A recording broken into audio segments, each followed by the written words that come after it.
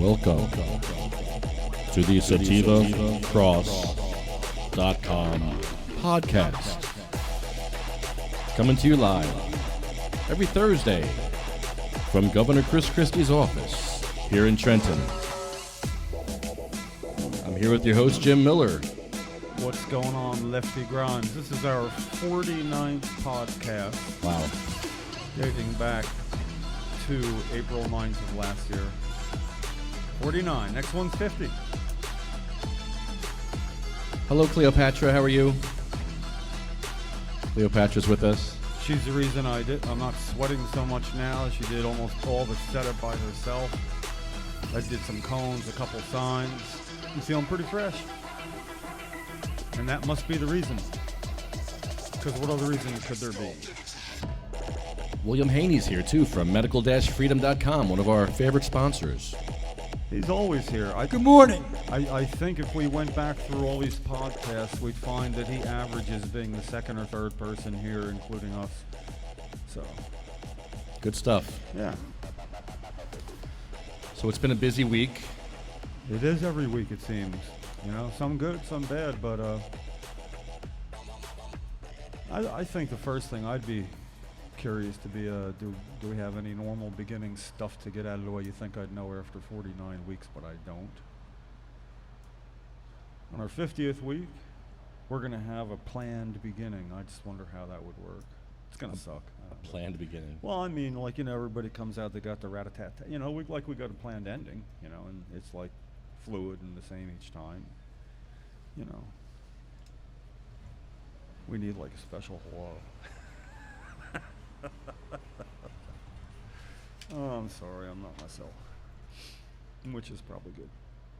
I'm trying to get the Ignorance is No Excuse video up. We spent the week in Patterson,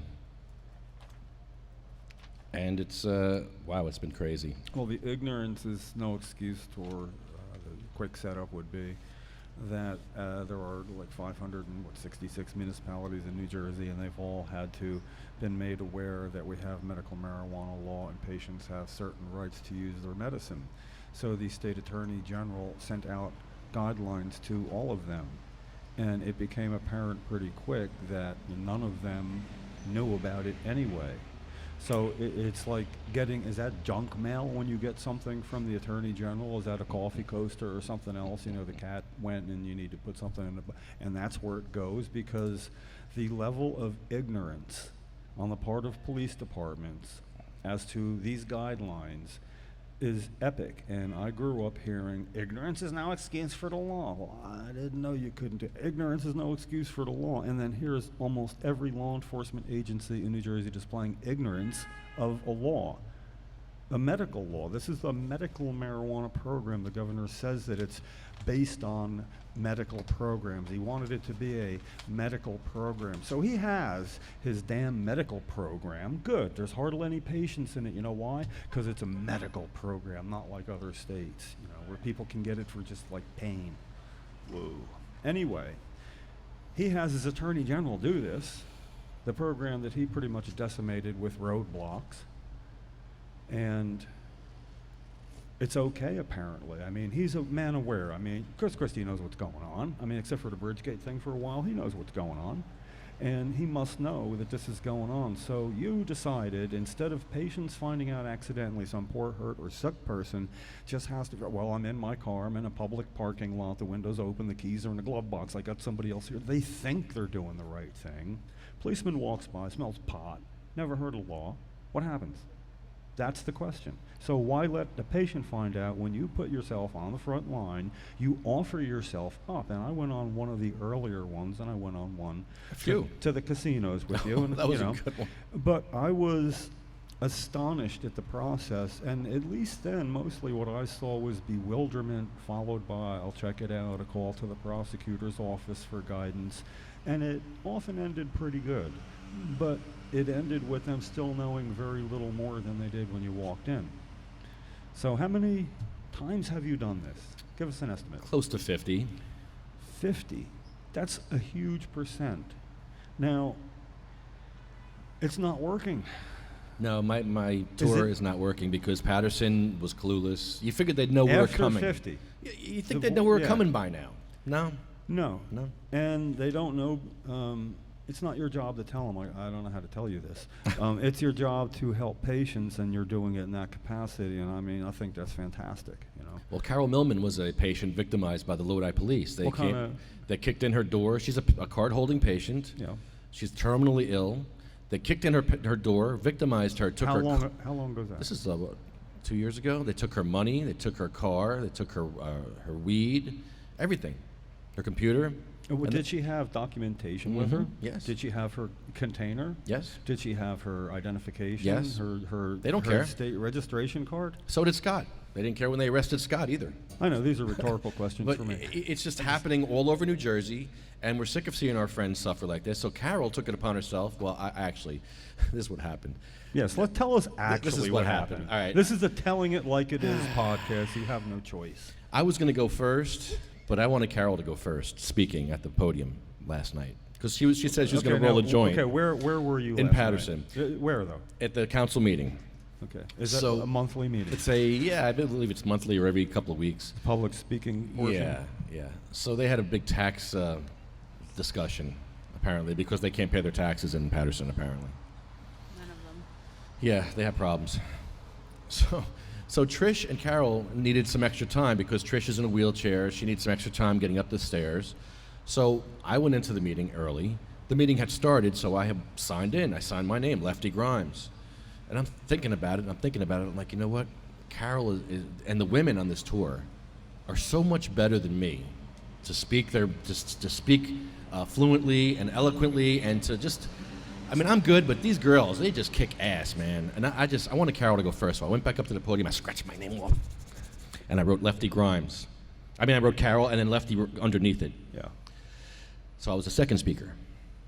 So when Carol comes in, she goes, "Are we going to speak?" I'm like, "Yeah. Don't worry about it. Don't worry about it." So then finally Carol goes up there. Oh, you want to hear it? Would you like to hear it? Yeah, I've never... Well, let me back it up a little bit. This is what happened the day before, 2 days before, when we went to the Patterson police station. Did you see the other video, Patterson? No, I haven't seen it. This is good. It's not that I wouldn't, I watched all these, but the fact that I haven't seen it means I'm your audience this as well. is great. I am your audience at the moment. But I get to ask questions directly, like if I'm This not, is great. not getting the setup. 4 officers didn't know, and a captain didn't know. Now, what happened? You go to the police department, walk and in then there. what? You walk in, desk sergeant or Yes, something? I'm a medical marijuana patient. Where do I smoke my weed around here? We don't. What did this lady say, Cleo? Do you remember what she said? She said, "We heard we don't have the program here. We don't have the We don't program. have the and program. then Smoke it in your home." she right? said if you do smoke here, you will be arrested. That's it. That's what she said. Yes. Yeah. Yeah. The hell you say? And then she said, "Oh, by the way, you're going to be arrested for trespassing with your cameras now. And she said, I don't like it. I don't She like said, it, and I I'm going to arrest you for your trespassing now." I said, "Really? So we come in here for here? Well, listen. Defiant Yeah, no, that's a trespassing. good setup. That's Yeah, a good you setup. listen for yourself. You tell me how the officers treat medical marijuana patients in Patterson, if it's fair or not." I'm recording you. Yes. I go to police stations and I educate the police about the medical marijuana laws. And most police really know about the cannabis laws. I don't like it. You don't like it? No, I would like you to respect my privacy. Oh, well, you're an officer. We pay for your salary, so we're allowed to record you. But Ask me, and I'm just telling you, sir, I don't like it. okay, You know? okay. Let me double check for you, and I'll get an answer. Thank you, ma'am. Appreciate it. You guys will go together? Us 3. Okay. Give me 1 second. Thank you, ma'am. Appreciate it. Yeah, the other guys weren't very nice. They were like, "Smoke it in your home." We don't have that program here in New Jersey. Well, yeah, you do, and you have your job is to learn that and enforce those laws. Trenton is pretty bad. Trenton? I wanted to tell you that New Jersey doesn't have medical marijuana, and when you came out with your classic line, come and talk to somebody smarter. How do you answer that question? When someone says to you, "Can I speak to someone smarter?" What do you say to that? Well, she didn't disagree with you. She was very expedient. She goes, "Woo! Uh-huh. No, you didn't." She was mad, but she couldn't say nothing. Well, you were right, though. Fine. You have one job. You have one job. It gets good here. You're getting taxpayer money. Do your job better. Know the laws you're enforcing. You're enforcing the laws, so you have to know the laws to enforce the laws. There you go. Yes, ma'am. I'm recording you. You can record outside the building. Okay. Okay? Yeah. Fine. Does it say that anywhere? Can you show me where it says that? Please respect our rules, okay? Which She says, please respect our rules. Don't record them in there. But yet they have cameras on me. They're Yeah. they're uncomfortable being filmed, but yet they are being filmed. Am I huh? making a mistake, or is this not your right to do that? You were told at one where I went, they thought it was a little clandestine, you Yeah. know, and the Oh, yeah. officer said, "Listen, there's nothing I can do about it anyway. You have the right to do this, but Yeah. so you don't have to pretend like you're not. So you don't pretend like you're not now, because." That was advice from somebody else, but South River Police. yeah, you may want to check that out so you can say with all authority and cite a statute. Yeah. Yeah, that'll show you veteran status. No, it's completely legal. I Well- looked up the law before I came here. Well, I don't see that. I just don't see it posted anywhere.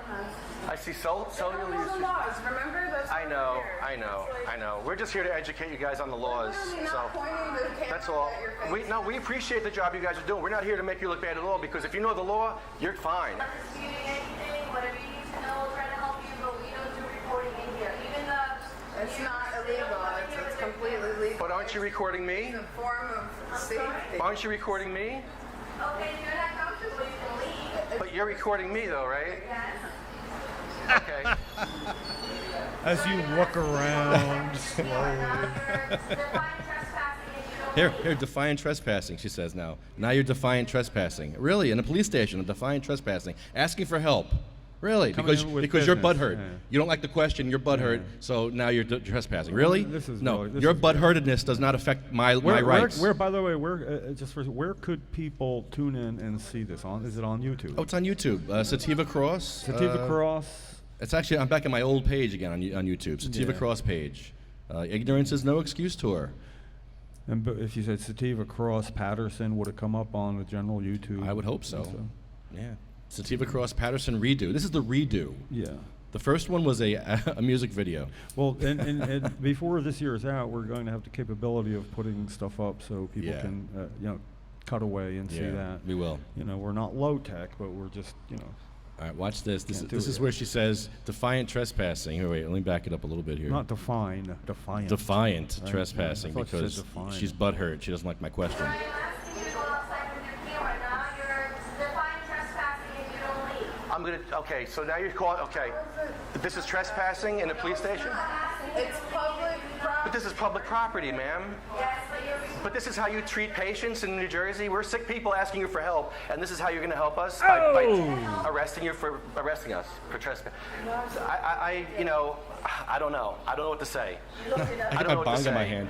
I am holding a bong this whole time in my hand. I just want you to know that. I had a bong in my hand the entire video. She didn't complain about that, did she? I just don't know what to say. I mean, we're just here asking for help, and I just want to get help from these police officers. Talk to That's, somebody at the next level up here, because we're going nowhere fast. We're treading water and we're going nowhere fast here. yes, ma'am. This is a public building, yes, you're correct. But you see how it says here, cellular phone not used, restricted? in Yes, this I'm not area? using a cellular phone. That's the same as for a camera, even though it's not posted. It's the same. Okay, so Jim, a cellular phone is the same thing as a video camera. So therefore, this headphone is the same as the microphone. It's the same as Which the is computer. almost like a microwave. It's the same. It's all the So same. We're all connected. therefore, We're all connected. Therefore, we could be shut down because I'm pretty sure you can't microwave stuff here. Damn. Put out that joint, Jim. Oh, you know what? Put out the joint. You're smoking a joint right now. This is marijuana. Yeah, it's actually, This is, it's not what it seems could be. anymore. I'm sure there's 2 degrees of separation between a microphone and marijuana. They start with M. There's only a 1 in 20, Wow. 1 in 26 chance of that. It must be true. So, that is let me recover Yeah, 1 yeah, second there. go ahead. That was too much ignorance at once. It was like an ignorance blitzkrieg, And you can defend the first one, and the second one comes quicker. And while you're going, whoa, she like finishes you off from the other side. Holy crap! And by the way, may I say, you were stellar. You were stellar. It was like, Thank you. You were. Oh, it's You hard were not to be just, You were smart. just asking. It's hard not to look smart. It seemed like you were asking the questions. A lot of people might have said, you know what I should have said. You know what you should have said? You did. In most cases, you did. You said it with no attitude. And it's like a really good short story. It makes me wonder where it ends. Don't tell me. Because I don't know this. See, I've never Yeah, you're learned something during a live podcast. Yeah, you're out of like the loop on this before. one. You're learning right as we Yeah. go. Oh God, Jim, it gets better. It was All crazy. right, so what happened after that? It gets better. Watch this. We're like I'm not coming- using a cellular That's phone. the same as for camera, even though it is not posted. We have. It's not posted, though. Excuse me, if I may. You're good. Good. Sorry, I'm it's listening. respectful to I'm you, listening. correct? I'm listening. Please speak. I'm listening. Okay, thank you. I can hear you. You feel safer with the cameras. Okay, and I'm glad. But you're in a police station, and I think being in a police station is pretty much safe. No. I wouldn't have to wear these shirts. Ma'am, I wouldn't have to wear this shirt if... All right, so I'm showing her the don't shoot on white. And I got to clarify because you're laughing on the camera, Idiot. and you're laughing now. And if it would sound like you were laughing at what you were watching. No, that was you on the camera watching. What did she just say before that? You know, Oh my God, I something want to hear weird. what it is she said that you reacted to like that. Oh, you're. I wouldn't have to wear these shirts. No, what yeah. before that? Before that. Speak? I'm listening. Okay, thank you. Being respectful to us. You feel safer with the cameras. Okay, and I'm glad. But you're in a police station, and I think being in a police station is pretty much safe. I think being in a police station is pretty much Wow. safe. Why do I- And you're wearing a shirt that says "Don't shoot me, I'm white." Yeah, don't shoot me, I'm white. Why do I need this shirt if I feel safe at a police station? Really? Yeah. Really? Yeah. Wow. So you turned to the camera and showed it in turtles. Yeah. That was a turtle. Yeah, this is something else.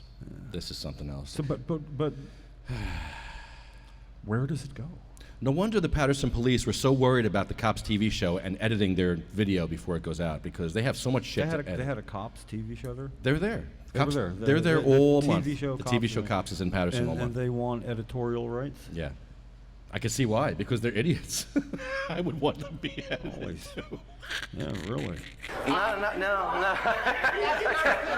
I wouldn't have to wear great. these shirts. Ma'am, I wouldn't have to wear this shirt if... Okay, I would have to in wear... this conversation, Okay. here's the phone number that you can call. Oh, the chief. Here you cannot film Chief. because you're invading the privacy of other citizens.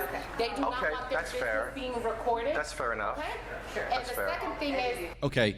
The citizens don't want their business being recorded by you, but it's okay that they're recorded by you. Yeah. But not by you. Right. Well, okay. I'll bet you if you ask citizens when they walk in, either we or Lefty Grimes is going to record you. Pick one. You'd get picked. You'd get the Every lion's time. share of Every that fucking job. time, Yeah. probably. You want Big Brother recording you or Yeah. Lefty Grimes? Well, I'd rather have police recording me.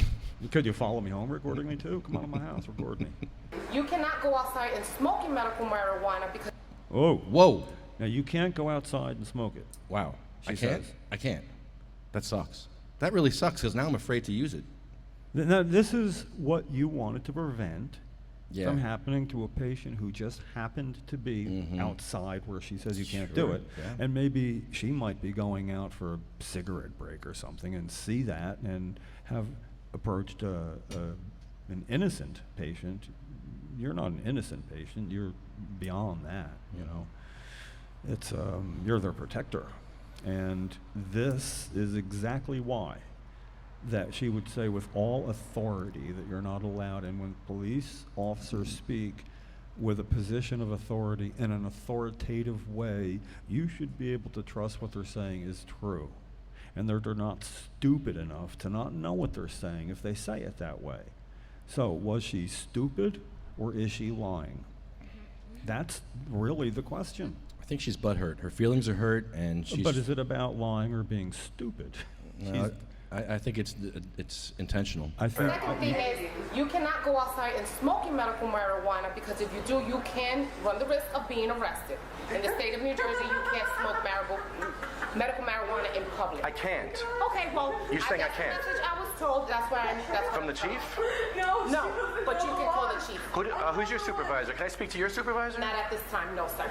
Okay, because we're going to smoke weed out here, and if you guys have nothing else to do, want to arrest us, that's fine, but... 4654. throw down. Okay, thank you. But you obviously don't know the law because you do have one job, and that's to enforce the law. You need to get information. Turn around and start. Thank you, sir. Okay, you're gonna have to come outside first. Sure. Okay. so. What's he going to go talk reason? Here comes the captain. You too. Yeah, we were here a few days ago, and the police Okay, officers now, had hold no on one idea. They second. said, we don't... You've walked outside now, Yeah, we got a police captain now. but he came over, shook your hand, Yes. and said something. And oh, we're going outside. Yeah, it's as if he's walking over, saying, "Okay, let me straighten this Yeah, he seems to be unknowledgeable. He's got a white person. shirt on. I mean, anybody The with a white shirt, that's captain. White shirt's a captain. He's probably knowledgeable. You figure he knows the law more than anybody, right? All the captains we have come across on the Ignorance is No Excuse tour have been great. Yeah, and all of them. And see how when I said he's got a white shirt, that means he's a captain? I don't know that, but you all believed it. See, that's how they get away with it. I just got away with it, and I'm not a policeman. If they say something, you're not allowed, you think you're not allowed. But he's a captain. Okay, here's the police captain from Patterson. Let's see what he knows. How we should treat patients in New Jersey. We're suffering. She has cancer. I have horrible back pain. I was on opiates for 10 years, and I use cannabis to get myself off opiates. So it's a big deal for me, and there are people that are suffering that really need the help. Okay, I'm going to tell you this. Yes, sir. Medical marijuana has to be authorized by the state, and it is authorized by the state, but you can't smoke it out here in public, and I'm sure you know this, okay? No, you can't.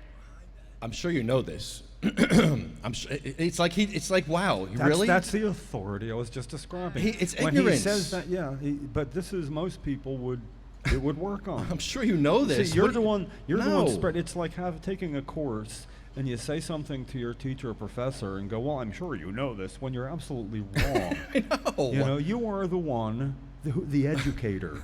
He is the educatee.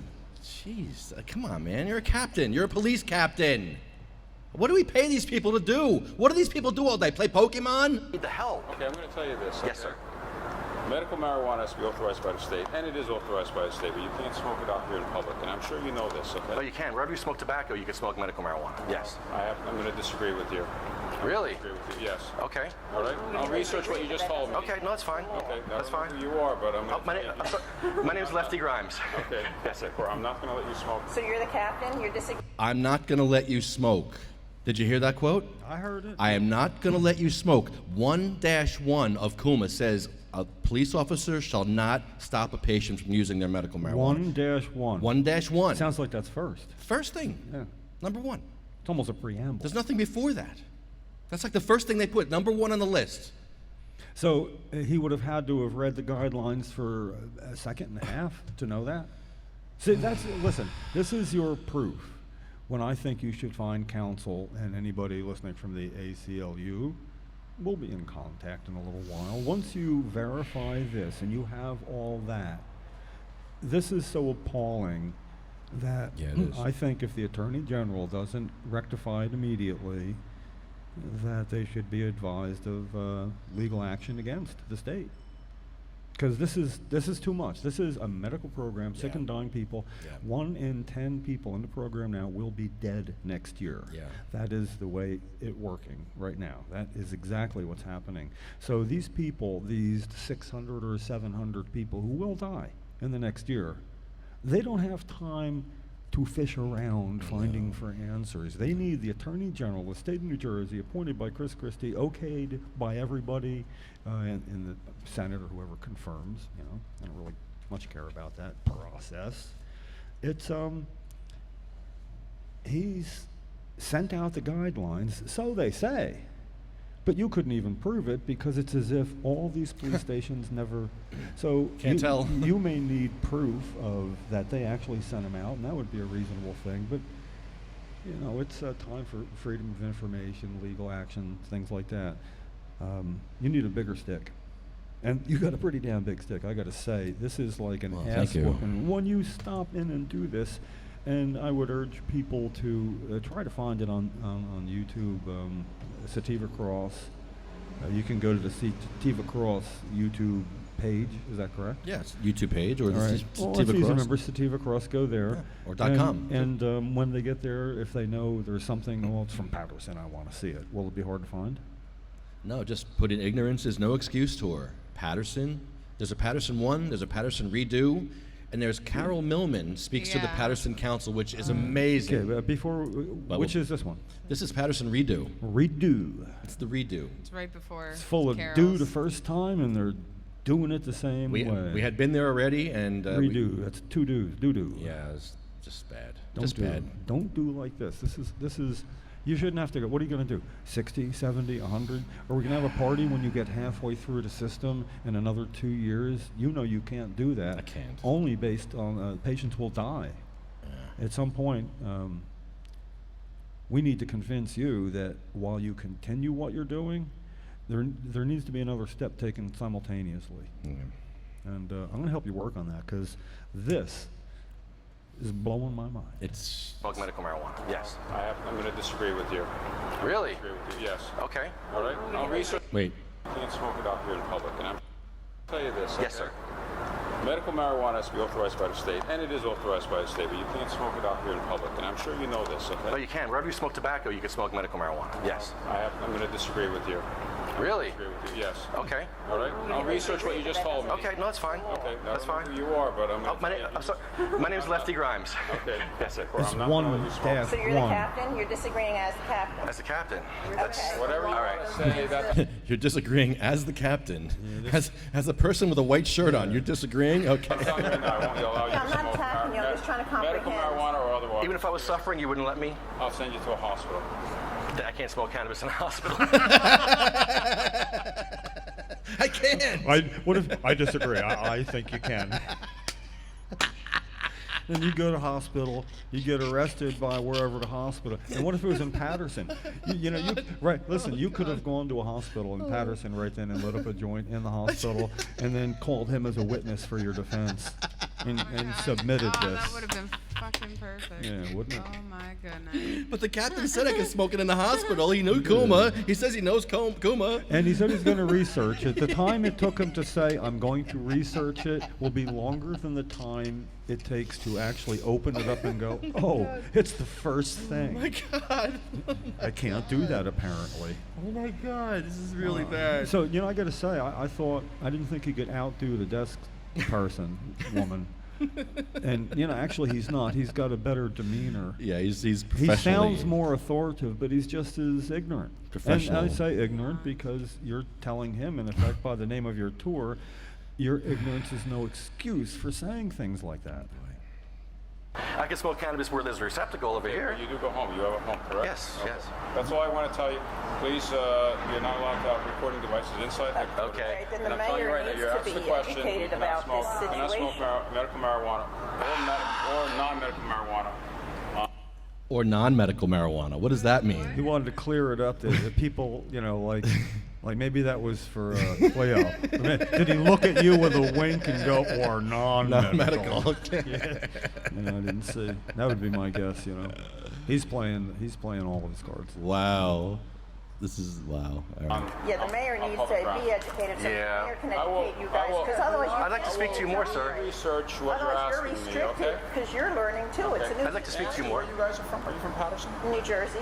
Are you from Newark, Patterson? New Jersey. No, I was born in From Newark. Bayonne. Did you bring this question to the town where you live? Yes, I would yes. love to bring We've the been- governor to yeah, speak, we- but he's a coward. Let me explain something. Been met with this defiance. Let me explain something to you. There's no We've been defiance here. no, we've been to 50 police stations so far. For education. We bring cameras into police stations and we educate the police. We want the toughest and strongest and most compassionate guys protecting our rights. I'm bullshit. I'm really getting. I can't stop. I can't stay this. I can't. I I need something for a wave of nausea that just overcame Dude, you have me. no idea being you, there. You sucked me in. You know I- what it's like being there, standing No, next to I- them. but I and heard his screaming out. statement when he said that, and I thought I had slipped through some portal or something. And you seem like you are because you're going to look into this for us. And I Sure, appreciate but that. Did you bring your literature with you? Yes. The Kuma law? No, I have my card. I don't have the Kuma. Okay, I've reviewed the didn't Kuma's have a law. It's not in a while, copy. but I can bring it back. Oh. I have it in my truck. I think I in can my bring it truck. back for you. I'm sure we could. But you can research get it. hold of it as well. Okay. I'd like to talk to you more about this, though, because the next step is I have to go to the council meeting Okay. and find out why they're not disseminating. Official mouthpiece for the police department. If you wish to discuss, Who would that be? I have the chief's number. Yeah, then you can I have. contact. You can call the Yeah. chief's office and schedule an appointment. I will. And you'll have someone or a spokesperson speak to you. Okay. Yeah, because otherwise So- you guys don't know. If they don't know properly what the law is, then how can you We know are- properly what the law Right. is? You're trying Okay. to Right. know the law. Yeah. I mean, you're in a tough Everybody, spot. So Yeah, yeah. We do know the law, and we have a working knowledge of the law. But you know Well, what, I'm not gonna. Not really, because if you're going to arrest Be me, that thick, and then you could read it from here until. Kingdom Come. yeah. Right. And you're not I know. gonna remember every No, not from here until. No, it took me about a day to read the Kuma law. It really didn't take They that didn't long. call you back either after you called the captain, right? Yeah. Did you go get the copy of it for him? You're like a gunslinger walking into a opposing town and leaving your gun on your horse at the end of the road. You got your gun? No, I got it in my car. I I'll don't be need that back. for you. I'll beat you with the truth. Right out of my mouth, straight to you, not through some piece of paper. thing single statute on it. Okay, I promise you that. Yeah. Okay, and we have some of the best read supervisors on the job. You That's do? red, yeah. Can't tell. Gulliver's Travels. I I like can't that one. How so? Can you explain how? Can you explain how they are so well That's read? All right. Anyway, can you stop recording that? I believe. Wait, he says, stop recording that. Wait, there's like 3 things of ignorance here in a row. Watch this. It's like stupid. We're outside at this point, so Yeah. I can record wherever Yeah. the fuck I want. Yeah. I could stand on Oh, left. Oh, whoa, Can't whoa, say wait, that don't on say that there. where there's a Totally. child over there, and Oh, you yeah. gotta be careful, there's children over there. My bad. Yeah. Know the law, and we have a working knowledge of the law. But you know what, I'm not gonna. Not really, because if you're gonna arrest It won't me, be that thick, and you could read it for from here until. yeah. Right. And you're not I know. going to remember every single statute on it. Okay, I promise you that. I know him. Okay, and we have some of the best read supervisors How do I on say the job. this? Trust me on that. Yeah. Anyway, can you stop recording that? I believe. Stop recording. No, he's good. No, he's good. This guy's You're good, not though. coming back inside. And okay, I believe I've answered your question. Well, You have additional. I'd like to speak more. Can I get your number or speak to you more? Or? You can't, but I do work here. You can't, but I control work division. here. Okay. What does that mean? Questions? That means Contact he's not me. willing Well, yeah. I What- mean, what- what Are did you an that mean? organization? I'm with CMMNJ, the Coalition for Medical Marijuana in New Jersey. If you go on sativacross.com, you see all the videos of all the police stations. For medical marijuana in New Jersey. Yes, yes. And sativacross.com. Yeah. You'll see all our videos. I think you'd be best served by perhaps going to Trenton. He said go to Trenton. He said go to Trenton. He says it'll be great. He says we'd be best served by going to Trenton. Say, Yes. buddy, okay, let me explain how far ahead he is of you. Yes, we thought of that like 2 years ago and came 20 times in a row, but then we thought, let's add a podcast and have done that 49 times, you know, which means technically this is our 70th time doing what he suggested since June of 2014. God, really? Go to Trenton, he says. Go to Trenton. It'll be great, he says. Yeah, we tried that about 5 times. I think you'd be best served by perhaps going to Trenton. We do. Oh, we've done that too. They didn't know that New Jersey had medical They had no marijuana clue. in the Trenton Police They were Department. clueless. That's the statement that was made to Patients are them. getting arrested left and right because of uninformed police officers. Yeah. If you watch my videos, you'll see how the cops will look into the law and they'll say, yes, you can go out by the flagpole and smoke. You can go over here and smoke. So Your feelings of I appreciate you looking into it for us. And Thank you very thank you, sir. I much for appreciate your it. time. Thank you. Okay, now, the way I see it is it's left without a clear-cut follow-up due to him saying, no, I won't tell you how to get in touch with me, but I'll tell you where I work here.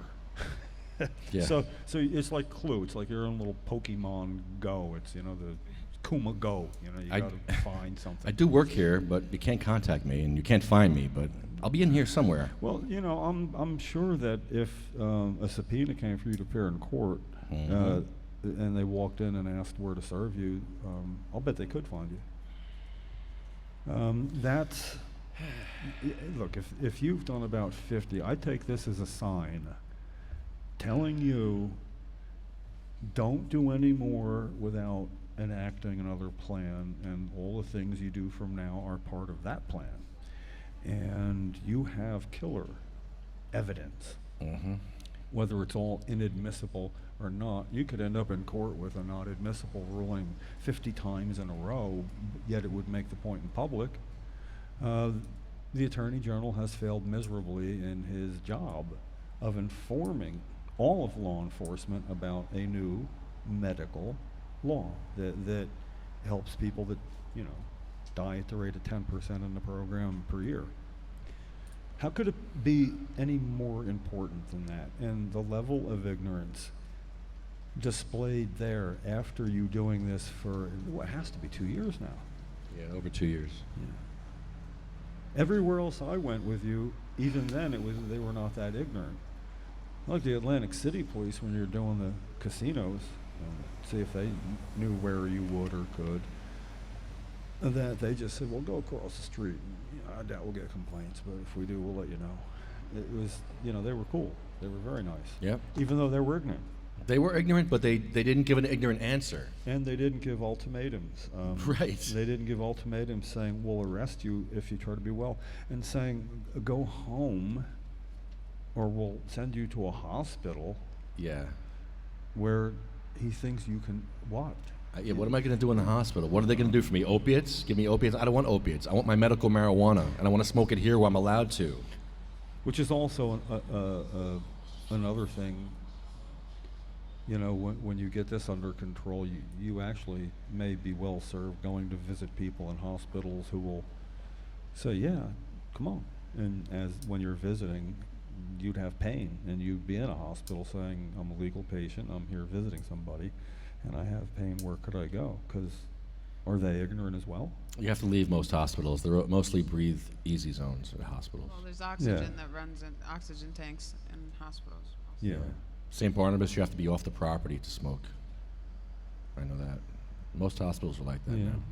Well, I'd be okay with you going to the gate, to the front. And prisons, I also can't smoke. Kuma does not cover prison. So if I go near a prison, I can get a drug trafficking charge. Just carrying my medical cannabis with me near a prison. That's crazy, right? Well, I'd say let's find out from the Attorney General, but he wouldn't have a clue either, probably. You know. How can you say that, Jim? Well, maybe he thinks it's working. He must think it's working. How could an Attorney General not know that patients are not free to use their medicine in public by virtue of the ignorance of police departments that were supposed to have been informed by the Kuma guidelines from the stated Attorney General, who says, yes, I've done that, but that's where it ends. That's like putting up speed limit signs and not having any police enforcement, or, you know, you can't say, well, you're going 25 and it's 25, but I don't like it, so I'll arrest you. I mean, you need to know the guidelines, and this is not difficult. The first guideline is what? 1.1, 1-1? They tell me it's difficult. They tell me it's a new law. It's this thick. You'll be reading it from here to kingdom come. Yeah. I don't see that, but that's what they're saying. I seem to have been able to read it, and I'm a lay person. I've seen it. I mean, you may have had a stack about 1/3 that size when you had 50 or 60 of them together. I saw that, and It's 50 pages, Jim. 50 pages. You can read that in a day. well, you know, they could, because they have some very good readers there. He said. He said Well, they're no, they're well read. well read. Well read. Yes. You know, I think that's what he meant. He's grammatically probably incorrect, but who would? They would know. I'm not read well. I read well. Same word pronounced different. It's a homophone. So then we go to the council meeting, and we raised hell at the council meeting on Carol Tuesday night. Millman. Carol Millman gets up there and raises hell And this would be about how we were treated. at the police station. At the police so station. This is The follow-up. the follow for that. Because we were victimized by the Patterson police twice, Yes. by 4 officers and 1 captain. So what's the next step? Well, we go to the council meeting and raise hell. Why are your police not following Kuma law? And that's what we did. Just curious, did you have notes? Carol? Yeah. No. Even when you're well spoken and do this all the time, there's never anything No. wrong. Make sure, you know, No. because she's so good at it, she may have had a base she wanted to touch and didn't. We were both afraid. I'll see if I can find something she should have said. We were both afraid. Of what? Because we had our medical cannabis on us. It was not a medical cannabis-friendly okay, town. First of all, let me say, I'm scared. I know. I find okay. I shouldn't have to live like this. You I pay shouldn't $1,600 for my You card. shouldn't have to live like that, but be well aware that should you ever get arrested and treated delicately on the way to booking, where you don't actually go to jail, you just get booked, you tell the truth, they type it in, you go out on personal recognizance and go home, that you would have what other activists call one in the pipeline. That even if you didn't want to take money from reparations yourself, you could have it directed anywhere you want. In other words, they have to pay, you direct where it goes to, so you don't need to take it for personal gain. And you could do that and make a point, and more importantly, you'd have them in court where they'd have to tell the truth under oath. So then you could be able to separate stupidity from ignorance, and ignorance from willful misstatement of what is fact. So here's Carol at the council meeting. If you go outside and smoke, we will arrest you. And that is actually against the law. And he was ignorant to I was. And I would like, if you guys, I don't know if this is an appropriate thing to say or ask for me to do it, but we just make sure that the cops in town have the laws, they read them, they're knowledgeable about them, because our life could have been at risk. You know, and like I said, we want to be proactive So we have Corporation Counsel here with us. I'm not too sure if he's fully up to speed on this area, but I'm going to have him to opine. They go to the council, not the council, but the attorney for the town. Well, he's the council, the corporate council, which is like, Yeah. he's the council of like all the council. Like, yeah. And say, you got a city or town council, and is this other person a lawyer counsel? Yes. You need a different word than Yeah, council. so it's a Well, council of the there's council. There's 5 different wards, so there's 5 different councilmen for Yeah, each well, ward. we'll and call then- him, what do you want to call him? The Councilman? consigliere. Conciliary, there you go. They're a trusted one. Okay. And he was smart. He didn't engage. He's like, no, I don't know enough to even open my mouth. Just move on, sir. Move on. Private obligation of medical marijuana patient in the state of New Jersey. I know the government did go through a long process, but if you could fill us in on where that stands, and is that something that we need to discuss at a roll call so that all of our department heads are aware of where we are with the current law? Mr. Council President, certainly not something I'm prepared to answer tonight. I can certainly, at your request, the administration's request, prepare some kind of a briefing, but at this point, it's certainly not something that I'm an expert in. You're the legislator. Something that I have not done any research on. That is a perfect example, sir. Do you have And Carol's like, that's a perfect example, sir, of the problem. Their own council doesn't know anything about Touche. the law. Very good. Thank you, Carol. Yes, that was very good. That was, what did he say in direct response to that? any information or documentation that you could share with us that supports your assertion? Yes, we do. So we have the criminal laws. It has all the rights in it. And it states in here that Could you we're... speak a little closer into the microphone? These are the criminal laws that states our rights, where we're legally allowed to smoke, and our rights that, the cops are not allowed to interfere with us. It's all right here. If you'd like a copy, I can give it to you. Yes, you can give that to Madam Clerk. Now, that's issued by what agency? Attorney General. The Attorney General. The Attorney General? Yes. Very lot. You need to talk to him about it. Yes, we do. He agrees with me then. The cops are actually ignorant to our laws. Bill McCoy is good. The council president was on board. Yeah. Yeah. And I agree. I was just talking about you need to go to the Attorney General. Oh, yeah. Well, he figured that out in like a quick sitting, Yeah. Well, I did too. They say it's a new law. Quite frankly, it's 6 years old. I don't think that's a new law. I think that's happening. It's not. Very good. So it's here to bring the awareness that your cops are not fully informed of our rights. Thank you, and you're very wise in the way you proceeding. Did anyone get arrested actually, or you just? No, because as soon as you said we were going to get arrested, I just turned around and left. Because like I said, I'm a victim of police brutality, and I don't need that in my life anymore. Thank you for sharing with us. We will make sure you get your original copy back, and we will follow through with Corporation Counsel to get some clarification and make sure that our police department is fully informed and aware of those rights and obligations. Is the chief outside? Yes. Could you ask him to come in for a minute? Oh, there we go. Oh, this should be good. I think that might be What did you say? I was on call. I'm listening without my microphone, so I hear it like others will hear He it. said, can you bring the chief in? And we all started laughing because I guess, That's funny. Because the chief of police, it wasn't just like. Yeah, but we know where he works, but we don't know how to get a hold of him. he's right here. Do you know how to get hold of Get the chief in here, will you? Chief Counsel, those documents are general, diagnosis or conditions or whatever. He's calling for the chief to come in? Yeah, the chief is on his way in now, and he's only been on the job for 6 days. The Barney Fife guy, the one that. Yeah. He's on a job 6 days. No offense to Barney Fife. 6 days. New chief. Let everybody know this is our newly minted chief of the Patterson Police Department. Just to let you know, he looks exactly like Harry Anslinger, the creator of the drug war. Wow. I'm just Identical. saying. Identical twin to Harry Anslinger. Just saying. I've been for about 4 years, and we've taken the training wheels off, and he's now fully mobile as a sworn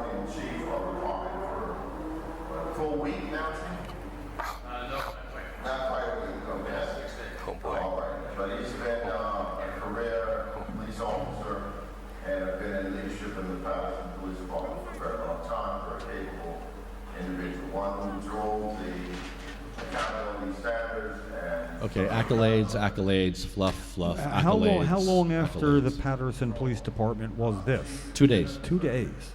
Here that there is a state regulation, the Attorney General, that permits individuals that are under the classification of medical marijuana patient to smoke medical marijuana within the state of New Jersey and would not be subject to the normal arrest that everybody else. This is Bill McCoy speaking right now. She's asserted that she came to the police department not too long ago and tried to make that clarification and was told that if you smoke, you will be summarily arrested. I don't know if asked the Corporation Counsel to opine on that. He's not as familiar. I don't know whether that's something that you would want to comment on or if you'd like to talk with the Corporation Counsel at some point, review the documents that were submitted as being asserted to be from the Attorney General's office and give us a response later. But I think it would be something that should be made clear this evening, if you can. Well, what I can tell you is that it's not an absolute right to smoke marijuana anywhere in the state. Oh yeah, I comment here. Yeah. It's not really a right. It's sort of a right. Kind of a right. Half a right. What? It's not an absolute right to smoke marijuana. Not an anywhere in actual the state. right. Yeah, Lefty. Dirty the little police cousin still to- reserve the right to tell you and your medical marijuana to go f yourself. It's not an actual right. It's not an absolute right to smoke marijuana anywhere in the state you want to. It's not an Have to actual. be- Now, this No. is the chief of police. Chief of Police says we don't have the right to smoke marijuana. You know who's smarter than him? Lou Costello. Lou Costello, Patterson's own, is smarter than the current police chief. And I would respect him on with any opinion more. This is not an actual right. I didn't know whether, I mean, there are two kinds of rights. There's man-made laws that give you right, and there's natural laws that give you rights, and they conflict sometimes. But this one is both. It is a man-made law that gives you the right, and it's a natural law that gives you the right to be well with the least amount of side effects possible as deemed by you and nobody else. Hmm. I know the natural right takes a hit most every time, but you have, did you have Kuma guidelines for him? Yes, Awesome. they got a copy of the Kuma. Yeah. But yeah, so we don't have the absolute right in Patterson to smoke cannabis, apparently. Well, you have the right to go there and be arrested for doing it and get one in the pipeline that'll cost them $75,000 out of court. Serious.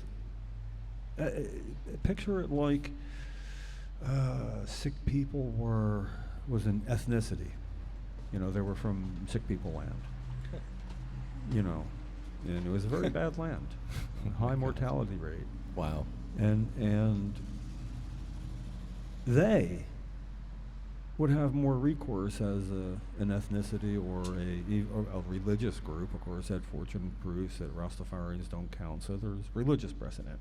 But where in this country do people think this is okay to do this with a state law that has to do with people's health or well-being, how long they live in many cases, to say, no, I'm chief of police, you don't have the right to do that. It's not an actual right. You have everything you need to do what the police captain told you, go to Trenton. Well, I mean, you're here for this, but I think he's right. He was talking about the Attorney General before that. He does the Attorney General, I mean, the guide. He was in the conversation. I mean, not actually conversing. The Attorney General would never show up. I mean, indicate that, but that you should go to Trenton and take care of it, and you are here, and it should be taken care of. And we got to think about this, you know, off air, unrecorded. Have one of them private meetings, and figure out who might want to be involved. You know, I mean, first thing that pops into everybody's mind is ACLU. And as a sick person, you know, you do have civil liberties. As a member of the sickest group in New Jersey, the ones that can get into the program, that's an exclusive group when compared to other stuff. You know, so you can get into that group. But that was just unbelievable. Yeah, so we don't have the right to smoke marijuana in Patterson, apparently, according to the chief of police in Patterson. Well, no, you have an actual right. Not an actual right. You have an unactual. Is that the right word? Is the opposite of actual a pretend right? Absolute. He says absolute. Oh, you don't have an absolute right? So yeah, he says you absolute. Sure he didn't say absolute? Absolute. Absolute right. Absolute. Scary. Well, apparently not. It's not an absolute right to smoke marijuana anywhere in the state. Yes, okay. Sound like actual. Yeah, absolute right. Well, this guy's scary. It's not an absolute right to smoke marijuana anywhere in the state you want to. Sounded like You you have said to be unnatural. certified by the state as a person who has an underlying disease or condition which the symptoms can be ameliorated by use of medical marijuana. You have to have a card with you. You can smoke it on the sidewalk, but it's not an absolute right. If you don't have it with you, you'll be arrested. That's the state of the law. That's that you have to be.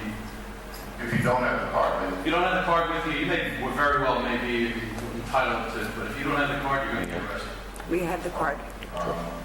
You can't I smoke. think she had the card. I had the card. So I had the prescription. I'm asserting that I was advising the Corporation Council that maybe we need to refresh that item as a matter of roll call because it appears that she was being given different interpretation. Not that you needed the card, you needed certain conditions to be met, but that was not a permissible action within the state. And now you are asserting for us that, yes, that can be permitted if you, in fact, meet the requirements. You have your ID card on the sidewalk in a certain designated area, that would be permitted. That's a more complete answer that we would expect all of the members of the department should be able to give as necessary, even as you've done here tonight. So Well, you know what it is. It's an uncommon event. It's not. I understand that, but folks have an expectation that they go to the police department. If one does not know, we try to get the answer rather than give an incorrect answer. Okay, so now that is who talking? Bill McCoy, Who is the head of the city council? President of City Council. President of City Council. He says if one does not know the answer, one should try to get the answer rather than give an ignorant answer. Is that what he said? Yes. Ignorance is no excuse. Thank you, Bill McCoy. He was just saying how ignorance is not an excuse. Mm-hmm. Man, you guys are on the same page. He's the real McCoy. The real McCoy. Get it? Yes. On the same page. Get it? I like this guy. So that's also part of our protocol that we have to. Well, I know that's part of their training. I know every time there's a new Attorney General guideline, it's what we do since become chief. It's what you do? The guidelines are promulgated. They're sent to every officer. They have to read them. What did he say about Attorney General guidelines? He says we disseminate them when we get them, and it's what we do. It's what we do. He didn't get 1.1. You cannot forbid. That's 1.1.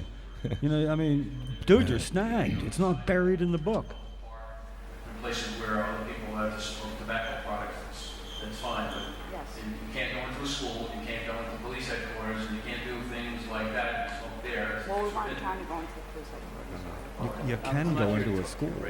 I'm not here to talk to you, right? I'm not here to talk to you, right? I apologize, officer. Whereas you can't do things like that and smoke there. Well, we It's weren't forbidden. trying to go into the police headquarters. I'm not here to talk to you, right? I'm not here to talk to you, right? I'm not here to talk to you. I'm not here to what? Cook? Sounds like saying cook. I'm not here to cook for you, right? Cook for you. What does that mean? You said not talking about meth. Did I miss something? I'm not here to flirt with you, all right? Is that like a saying? I'm not here to cook for you? I'm not here to dance with you, all right? Oh, yeah, okay. I don't get it. I just, nodding my head like. I'm not here to bathe with you, all right? Yeah, I didn't know what that. But see, the thing is, in any disagreement, he loses because she got under his skin. She wasn't abusive, loud. She actually didn't really interrupt him even, and it was short. and he didn't like it, and he displayed it. She wins, he loses. She just clarified what, Yeah. that she had her card. Well, yeah, he said, well, you have to have a card. I have a Well, card. she was, you didn't see it, but she was holding up her card in her jar. Yeah. While he was saying that. Mhm. And he, Yeah, she had all just that. completely- She had everything. I'm glad she got under his skin. It was perfect. I know. Like, it was, She won. Yeah, exactly. I'm not here to talk to you, right? I'm not here to talk to you, right? I'm not here to talk to you, right? To be fair, that's Lefty jump taking. You done? You done? You done? You done? Redo. Are you redo, done? yeah. Are you people done? Are you done? Are you done? Again, that's Lefty jump. That's him. Lefty jump taking. And then I get in his face. Watch this. Requirements. I get the camera in his face. Good. You're wasting your tape. The tape upstairs should be. Watch this. Oh, he does look like looks Harry. exactly like Go back, do that again. Well, what Lefty's done is taken a profile of the guys talking to, and my God, the resemblance is uncanny. I mean, if he gained about like 20%, that's going to be him. If he sits down and just eats Oreo cookies for 2 minutes. Harry Anslinger was a racist who invented the drug war to keep black people and people of color down. Look at this, Harry Anslinger's son. This is good. He's dancing. People of color are 3 times as likely to be arrested for cannabis. The police chiefs do not want to lose the low-hanging fruit.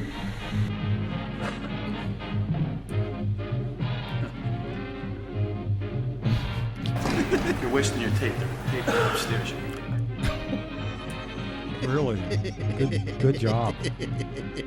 Good job cutting it. This is again. Now, how would one see this? It's on YouTube. What would a keyword be? Or you got to go to Sativa Cross on YouTube. Yeah, Sativa Cross. Go to the Sativa Cross page on YouTube. This would be basically watch anything with the word Patterson in it. Yeah. 2 out of 3 are the ones we were just, and I was seeing them for the first time, and I can't believe what I've seen. Isn't that something? It's more than something. It should be the end. Yeah. Make this your swan song with that.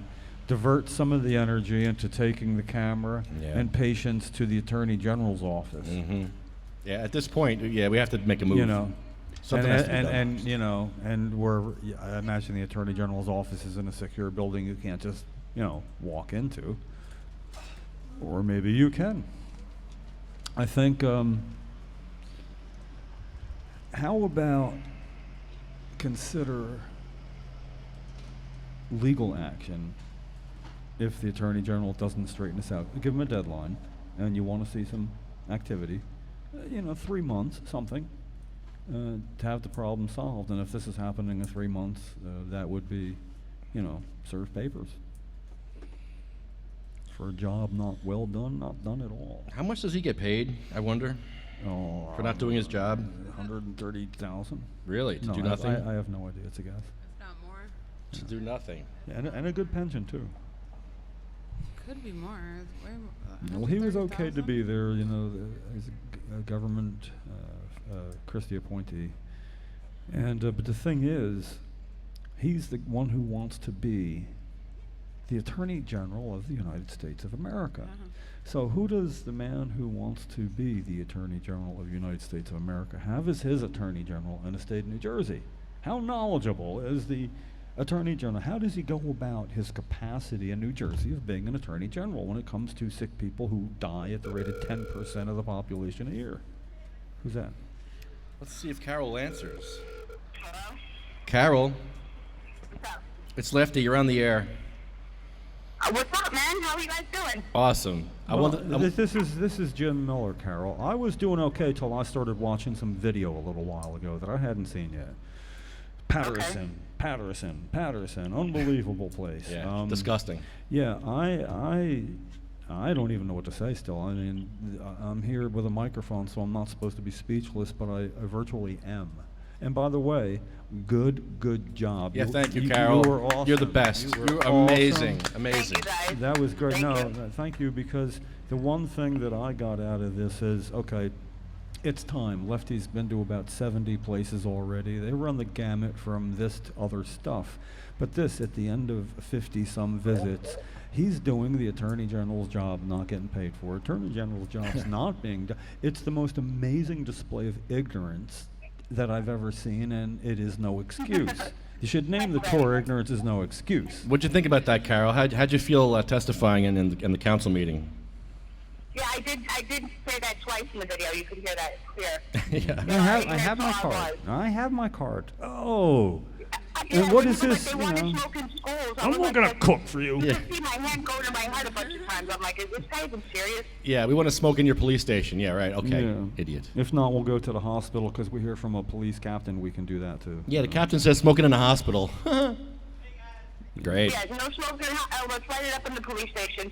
Yeah, that was an amazing display. But I just think that I think we're underestimating the scope of what happened. I really do. I think this is a bellwether moment. This is, I'm not sure what that means, but I know this is when you use it.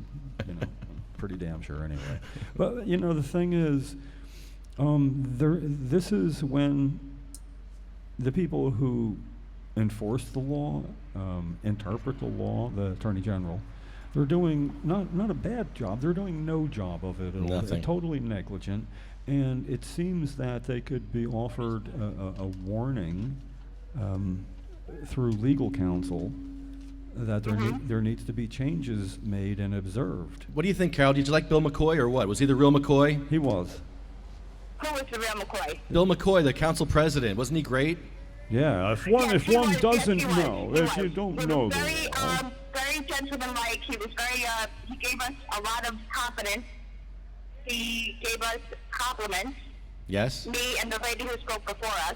Yes. I think I could have done a better job, although everybody says I did okay. No, you can. Everybody can Oh always my do a God. better job. I mean, you That could was have gone ridiculous. from stellar to unbelievably stellar. Yeah, that was- this is true. You could kicked have- ass. You fell short of unbelievably stellar, just stellar.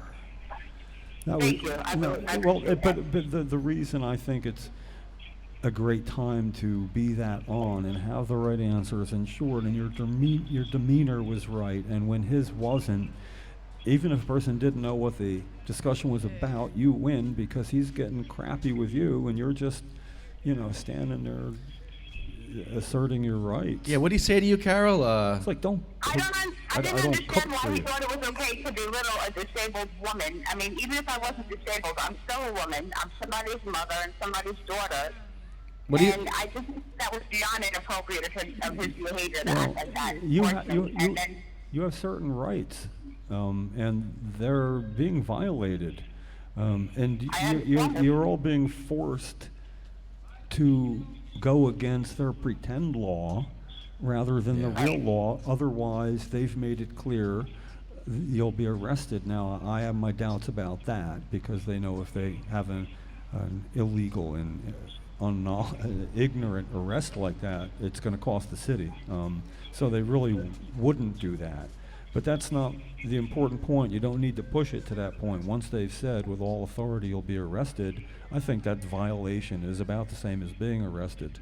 And you didn't give them a chance to prove otherwise. If you'd went out and done it and they didn't arrest you, nothing. But this way, I think you got the perfect setup to get somebody involved. I know the people to look into this and see if there's some sort of legal option that could be pursued, either pro bono or something where money could be raised for it, and start carrying that around in your hip pocket at these meetings, because never have I seen one side be so right and the other side be so wrong in any particular issue. So provably. And you beat them at every juncture. So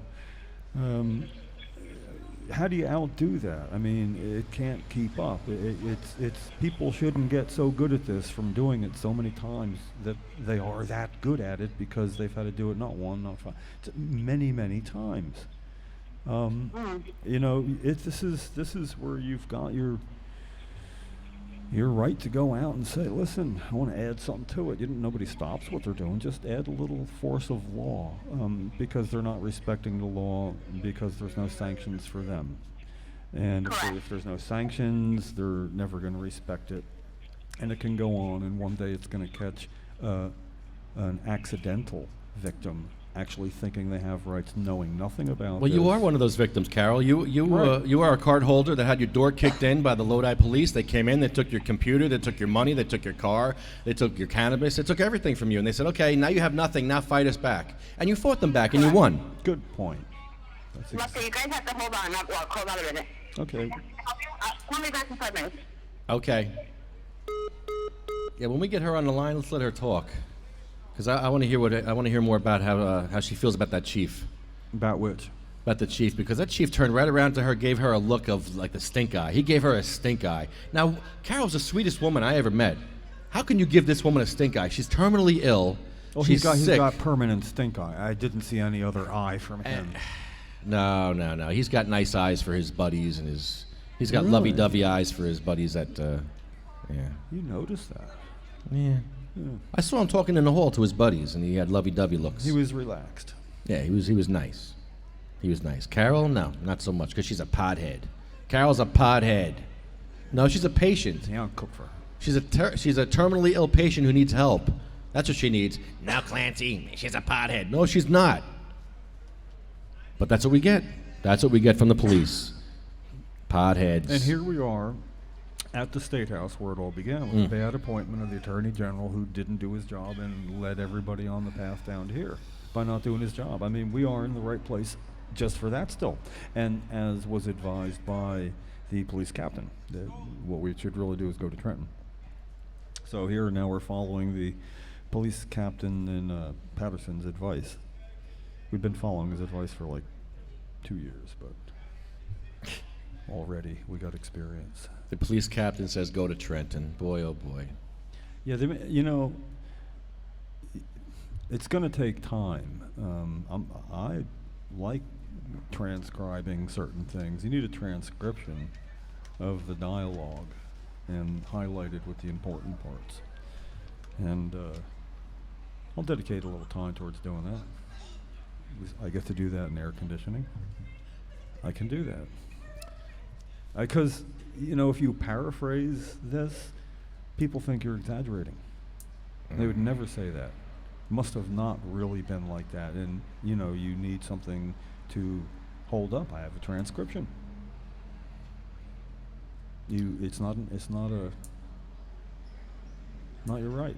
I'll have to make a compilation video of all the bad quotes from different townships. Yes, that would drive home the point that you've done it for that long. Yeah. If you cut it down, I think you have enough material for something really good. And, you know, that should be up before you approach the Attorney General, something that people can see, so that when you approach the Attorney General, or it gets approached by counsel, not city council or legal counsel. What's amazing to me is I thought the problem was statewide, like state to state. Taking my marijuana over to Pennsylvania, taking my cannabis over New York state line, taking my cannabis, to other states. That's where you thought you'd run into a problem. But no, the problem is going from town to town here in New Jersey. Every town treats medical cannabis different. In one town, I'll be treated great. I'll be said, oh yeah, go over there by the flagpole and smoke your cannabis. Would you like some coffee, sir? In other towns, I'll be arrested. Really? How is that possible that town to town, the same law in New Jersey is applied differently? Did you have any problem? You used to do this at the governor had his town hall meetings going on. Yeah, that's how it started. And you'd go to town hall meetings, but I don't think you ran into this kind of end of the road ignorance. You never had to force the issue. I mean, over by the ambulance there, like, okay, I resent the metaphor, but we'll go there, you know. And was there any experience this bad at a town hall meeting? No, this is pretty bad. The Bayonne cop yelled at us a little bit. I saw that. Keensburg cop yelled at us, but it worked out okay. This is a mess. Patterson is just a mess. They are going after the low-hanging fruit. The police chiefs of Bergen County all came out against the legalization. When the prosecutors came out for legalization, the Bergen County chiefs came out against that. These chiefs don't want to lose their low-hanging fruit. The police chiefs like arresting black people. Black people are 3 times as likely to get arrested. I believe in Patterson, it's 12 times as likely. I believe the number is 12 times as likely in Patterson you will be arrested if you're black for cannabis. Yeah. So these police chiefs do not want to give up their low-hanging fruit. It's an easy arrest. It's an easy collar. They're potheads. They're just going to go in. And you got another person in the system, another collar, another black man, another family ruined. That's what's happening in Patterson. I didn't get arrested in Patterson yet, but I'm not black. If I was a black dude in Patterson, I don't know what would happen to me. Oh, you probably would have got arrested doing what you did then, just doing far less than you did there. Yeah. You know, still, though, as a patient, a Caucasian patient, you have every right to fear the law. Of a person of color would have the right to fear the law because they've displayed it directly to you. And said if you exercise your right to do that in this state, which you know you have, that you'll be arrested, whether you have the right or not. In Patterson, they don't follow this law. No, they don't. Well, but no, you're on the way. There's some resolve going to have to happen here. Where is this whole situation left now? I heard the head of the city council say that if you don't know the law, you should find out about it. He said something like that to the police chief. Yeah, So is it now incumbent upon him to find out and we redo this? Yeah. We're going back. I want to go back to Find the Cops TV show. So I'm still going back to Patterson. When you do, if you go, I could see a lawyer going along with you just to observe, as an observer. Sure. You know, and this Patterson, how far is that from New Brunswick? Oh, about 20 minutes, half hour. Maybe. Really? No, yeah. Alan Moraine, marijuanalaw.com. This is just, you know, where he would, if he saw this, and if I asked him nicely, is there some way this could be done when you have the time to arrive with them as a lawyer merely to observe and see how that goes? I'm down. Yeah, and in that case, with a lawyer there observing, maybe you or somebody could say, no, I have the right to do it, and I already know where I've researched the law. You know, you could follow through with I don't know, you're going to assert your right and use your medicine because you have everything you need, and you have a lawyer watching, and you'd get him to stand down. You would. Or you'd have one in the pipeline. Or a lawyer could say, we got what we need, you don't need to get arrested, and work up some papers and have two things going on, one in Patterson in particular and one with the State Attorney General. I don't really get to help with this because I don't specifically fit in anywhere. You have good camera work going on, good witness, good people showing up with you everywhere. Great people. These women kick ass. Calling back Carol, right? I prefer having women on the tour because women kick ass. They get right in these cops' faces. Cops can't do nothing to them. You got a girl in your face telling you the truth, and you can't do nothing about it, except take it. Take it like a little man. Like, yeah, the little man you are. Take it like a little man. Take it like the Harry Anslinger doppelganger that you are. Please leave your message for... It's Carol. Leave a message. Leave a message? Okay, Carol. Okay, I guess I'll do that. So anyway, we really appreciate what you've done, going up there and kicking ass the way you did. You know, you don't know this, but while you were coming up the stairs, I had signed in already to the sheet. And before you got up the stairs, I ran back and I crossed my name off. I crossed off Lefty Grimes, and I wrote underneath it, I wrote Carol Millman, and then I wrote Lefty underneath it. So yeah, I did set you up to be first and to be our speaker and be our spokesperson, just so you know. I delegated. Because believe me, they don't want to hear from me. They want to hear from you. You stepped aside for the cleanup hitter. Yeah. Yeah. Carol, you kick ass. You and Karen and Joanne and Trish and Cleo, you're all kicking ass. I love it. And Rowan, all of you guys, you're just the best. The best. All you girls, sorry, girls. All the best girls ever. Ever. No, man, I want girls on the tour from now on. My wife doesn't like it, but I do. Girls kick ass, man. They're kicking ass. The girls are going to make the change in New Jersey. They are. I see it. I'm seeing it happen. Look at the respect Carol had from the council president. The council president was eating out of Carol's hand. She could have asked him to do whatever he wanted, whatever she wanted. You know, it's the sexist metaphor or statement is people say, hell hath no fury like that of a woman's scorn, you know, as if that's where. But hell hath no diligence like a woman wronged. Yeah. Especially if it involves anybody in her family. The mama bear will do what it takes, and sometimes it's not stepping up and yelling and fighting and fussing. That's what it is. That's the what it beauty is. is to approach it with the right demeanor. When you are right, you don't need to scream and kick. Yeah, and she did that. See, me, this year, for some reason, Jim, I'm just mad. No, you know what? You I don't know why. But I've seen you in the Patterson Police Department. You did the same. You kicked ass not being you. Yeah, I was being No, nice. you were, okay, put that up against anything else. Yeah, it's true. You didn't get wise. You didn't give him a reason to disregard you because of sarcasm. Yeah, that's true. Or you didn't say, well, then you're an uninformed wuss. You didn't say that. I'm sure it went in your head. Oh, yeah. But you had to be rejecting stuff left and right. Filter. Can't say. Inside voice. It was terrible, Jim. Yeah. I feel for you. But did you see the result? I mean, I know you just don't want to recognize the result any more than William wants to recognize how good he did on the TV taping we did at Princeton. And now he set the bar higher, and the next time on the podcast he obeyed that setting. You have to do the same now. You've showed you can do it. Here's the end of our message. Lefty set his own bar high. Bye, Carol. In Patterson.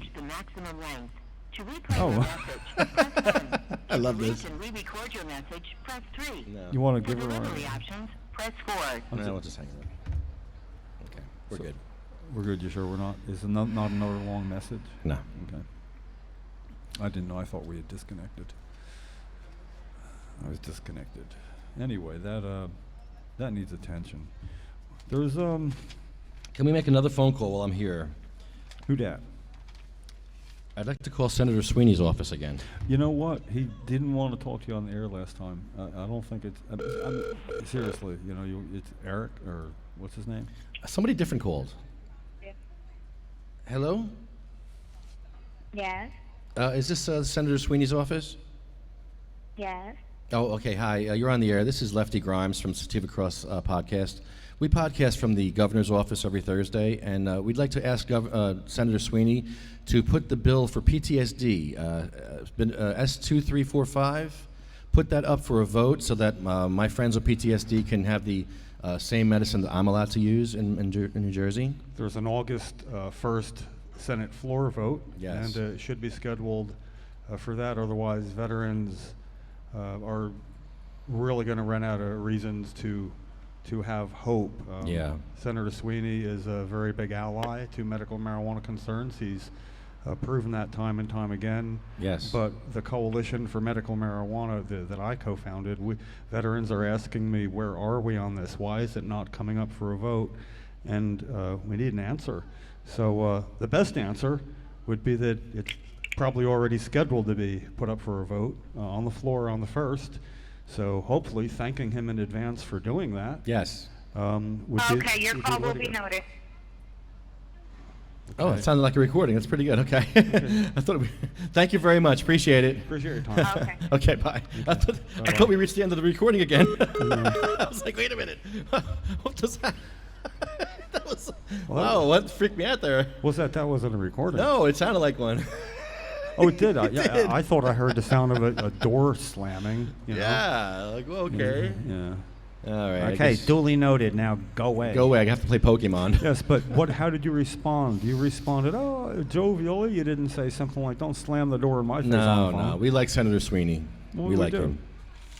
And that's what it takes. This is the third Thursday call. Is that the same number? Yes. And that's the third different person who answered? Yes. No, what was... Sorry about that. So loud. That's a loud ring if you got headphones on. Yeah, it sure is. Carol Millman, you're on the air. Hold on. Carol Mimmon, you're on the air. No, they want their corned beef. Hey. Oh, now I want corn. Corned beef? Corned beef, pastrami. Oh, you're killing me here. I'm starving. Oh, the customer's coming. I gotta go. I'm sorry.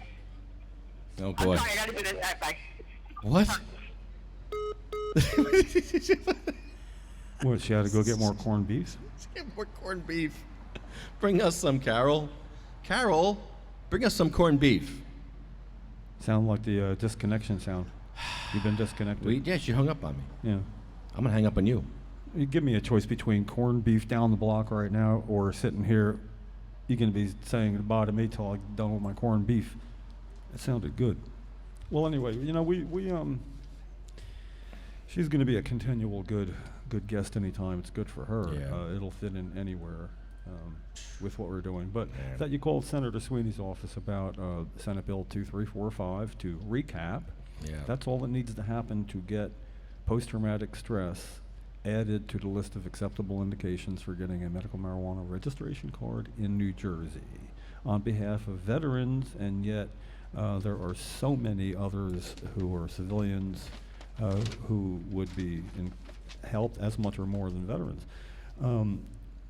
So what we have is the summer recess going on. And I checked the calendar. I checked the Senate calendar from time to time, and there it was. I noticed a couple days ago, August 1st, a week from Monday. There's a voting session scheduled for 2 o'clock in the Senate chambers. And nothing's posted as to what that would be about. They don't have to post that right away, whether they know or not. And that is plenty of time for the senator to, Senator Sweeney, the head of the Senate, and therefore it is his job to post bills for votes, and conversely, he has the ability to block anything from happening. That's a lot of power for one person in the Assembly and the Senate. So in the Senate, he has the power to prevent things, but he also has the power to make them happen, getting them to a floor when they know it's going to pass, and this is going to pass. So to go beyond the first and not get it to the governor's desk would be a big mistake, especially when the governor has told a member of our crew that he would. He plans on signing the bill, and he expects it to get to his desk soon. He expects it. So I'm calling on Governor Christie. I've never called on anybody. Is this how you do it? You just say, I'm calling on you, right? I'm calling publicly. I'm calling on Governor Christie to call on Senator Sweeney to get the bill to his desk soon, as he expects, so he can sign it immediately. He could steal the issue by doing that. Now, I know in calling for him to do that, if he did that, he would look good. His approval rating could go up at least 12 points in the next 2 weeks. And his new real concern, being Donald Trump's guy, would be enhanced rather than unenhanced. And so if he does that, our governor could steal the issue. What do you say? We take down 4 cones if he signs the bill. Negotiate some cones. We negotiate 2 from each side. Nothing from the main walkway here, you know. Let's negotiate that with his office. Yes, and we'll move the main sign explaining with the picture of him and me and Bill Baroni, the one going on trial for Bridgegate.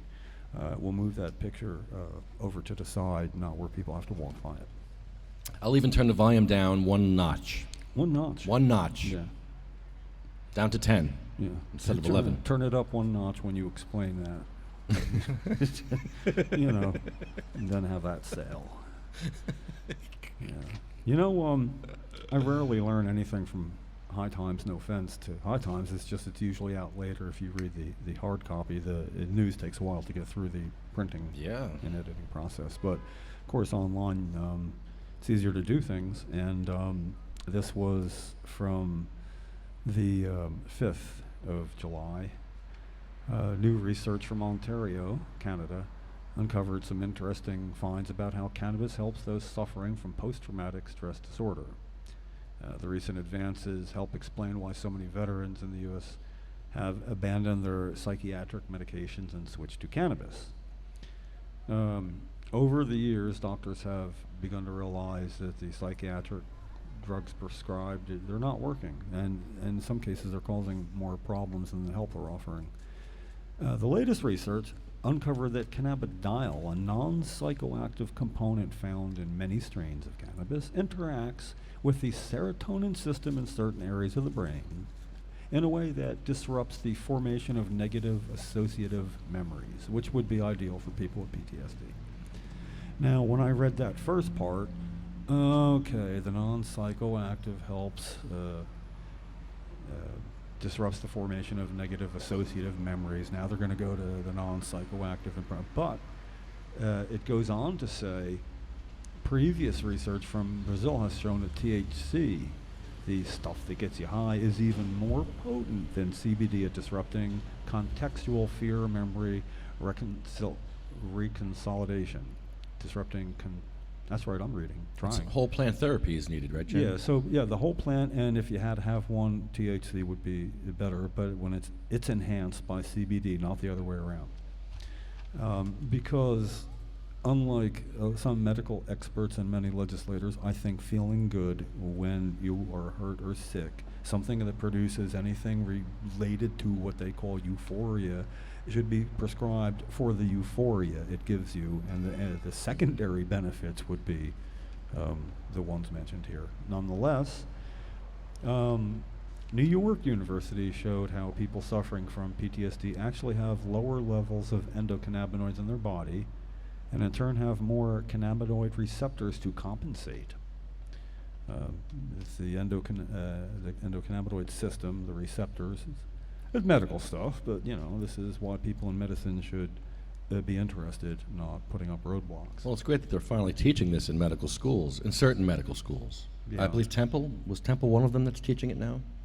I think it is. There's I a don't few. know. Yeah, not many, but there's a few. Well, isn't Yehan Marku, isn't he associated with Temple? Yes. And he does research there. Yeah, yeah. So they're cool to having people in their employee do research in that area. I don't know how much research they can do, though. I mean, they must have some very stringent guidelines to do anything.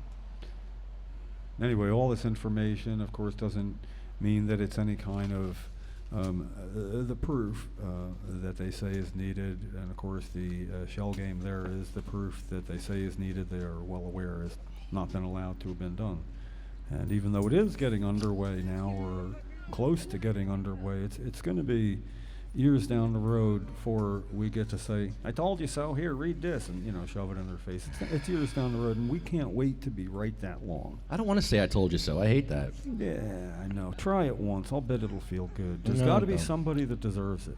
Well, okay. Senator Dick Cody. Wait. Who? Senator Dick Cody. Senator Dick? Cody. No. You mean Senator Dick? Cody, yeah. Who's on first? Yeah, Senator Dick. Let's call his Cody. office. Let's call his office. Come on. He is a throwaway, but Yeah, what the hell? Let's ask him I about don't know, but that's almost like saying what you just said about, you don't really want to say I told you so. I don't mind sticking people before I don't say I told you so. No, but let's have a good I told you so for him. And I don't think it needs to be part of our podcast, because we're trying to go not mainstream, midstream. Towards mainstream, a tributary that leads towards mid-mainstream. We want to be on that path. We're there, man. Well, We're there's there. just, a lot of information, and the stuff that ticks you off is stuff that you remember and are easily able to relate it to people.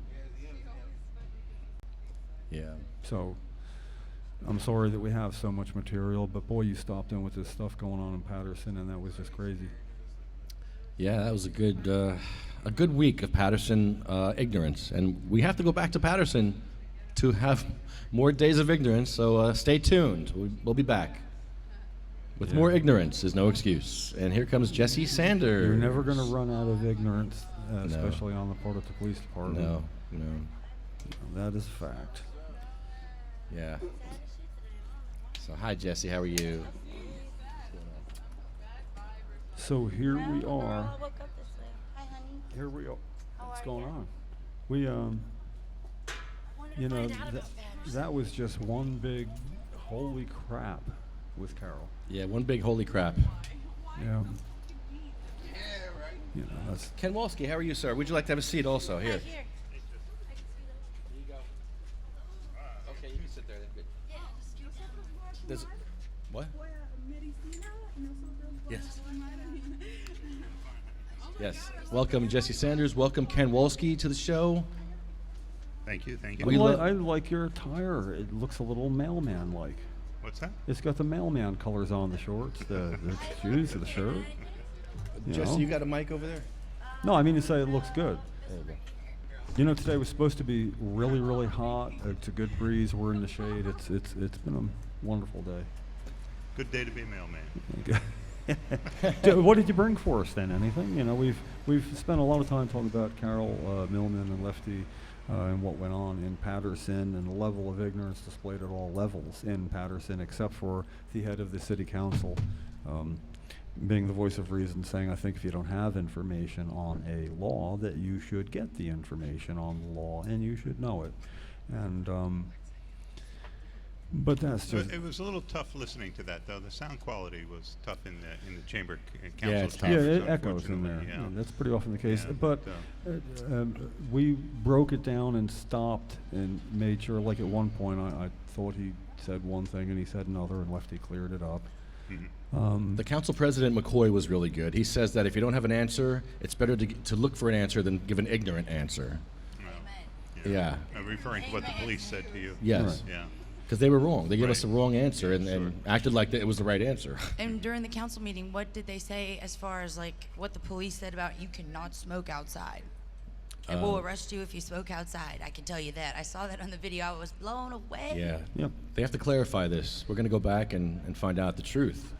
Who's right now? Am Well, I yeah, wrong? Nobody said. They didn't say at the council meeting. They're going to look into it. Well, and Refresh, but see, refresh. They deserve the right to do that. See, Yeah. that puts the noose squarely around them tightly. Yeah. Now that they've requested and said, we're going to look into this, we need the time, they got to definitely read the guidelines. It starts out saying you cannot prohibit a patient from using their medicine. It starts with that, and they violated that. So they didn't even begin to read it. And if they need a certain amount of time that you can then go back and think, I've suggested it might be nice to have legal counsel with them, identify himself on the legal counsel, I'm here to observe, because they willfully display either ignorance or they're lying, and either one is unacceptable. But now that they've been given the time and the head of the city council said you need to find out, we trust that they're going to find out. And then go back with that trust, redo it, but this time with better documentation and legal counsel. At the next meeting, will they talk about it, or are they just expected to go to No, the they're police talking about department? they may go back to the police department first and say, now we've had time to straighten it out, we've been to this, and see, did it get from the city council to the police department, because apparently the guidelines from the state attorney general didn't get there. And if they got there, they certainly didn't read them, not even the first part. So anyway, we went all through that, but And Jim, can I ask you about that video as well, with the female saying, you are not allowed to film me, I tell you can't film me. As a public servant, you're allowed to be filmed, correct? well, there is parameters, but they were told in another police station, it could have been South River, and I was there, that you don't pretend like you're not filming and film, because you have the right to do that. So the head officer in that place said, no, I can't stop you from doing that. You have the right to do that. Right. Just don't do it like you're not doing it. Don't, be upfront about it. Announce yourself. So he scolded Lefty for that, duly noted, and since then, it's been good until then. So,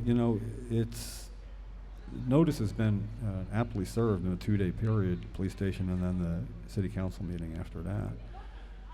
But Ken, you always come bringing something else that happened this week, Oh, well, You look like a mailman. Give us something. I'll give you some news. Well, the big news, of course, is tomorrow. Hemp Heals. CMMNJ is going to have a table at the Hemp Heals Festival in Philadelphia on the riverfront there at Penn's Landing. And there's going to be a number of musical groups. It starts at 6:15. Our volunteers are going to be there about 5 to set up. We're going to be sharing a table with Freedom Leaf. Chris Goldstein, a former board member of CMMNJ, has graciously allowed us to share a table there, so cuts down on our expenses. And we have a couple volunteers ready to Ken, go. I'm 5 minutes across the water if you need me. I didn't know. MPLs I can tomorrow, ask. tomorrow evening. I can ask you right on air. Do they need the tent top? This is sharing a table. Does it even have a tent top area? Is it just going to be? Oh, you know, Chris was going to look into that, and last year there were big tents, you know, set up for all the vendors. So he anticipated that there was going to be a tent for us already. I should be able to drop it off Saturday mid-afternoon to whoever's going over if they should need it. It's tomorrow, It's tomorrow. Friday. Friday. So. Well, I could do that tonight then. Ken, I know the guy that runs the union that sets up all the concerts over there. If Oh, you do? want, yeah, it's actually my friend's uncle. I could ask him because better safe than sorry. Bring a tent. Yeah, Half the time yeah. they don't set up anything. Only thing they do is set up the artist center. That's what I come to notice. Yeah, thanks, Jesse. I'd appreciate if you looked into that, got back to me, or I'll got back text to him Jim. right now, so, actually. Good. So yeah, but we're going to have a table. We'll be there if you want to come out and meet the volunteers from CMM&J. Amanda's going to be there. One of our board members. Let's see who else. A couple other people said that they would come. Nick Mellis, another board member, is going to be driving down. And Eric Day said he'd be there. And what? We can share a table with Chris Goldstein, Freedom Leaf. Yes, yeah, it sounds very exciting. The man has very a exciting, has and a column at the Philadelphia Inquirer. A lot of very nice. That's Yep. amazing. Philly.com. And Philly.com. That's the Inquirer's yeah, right. online version.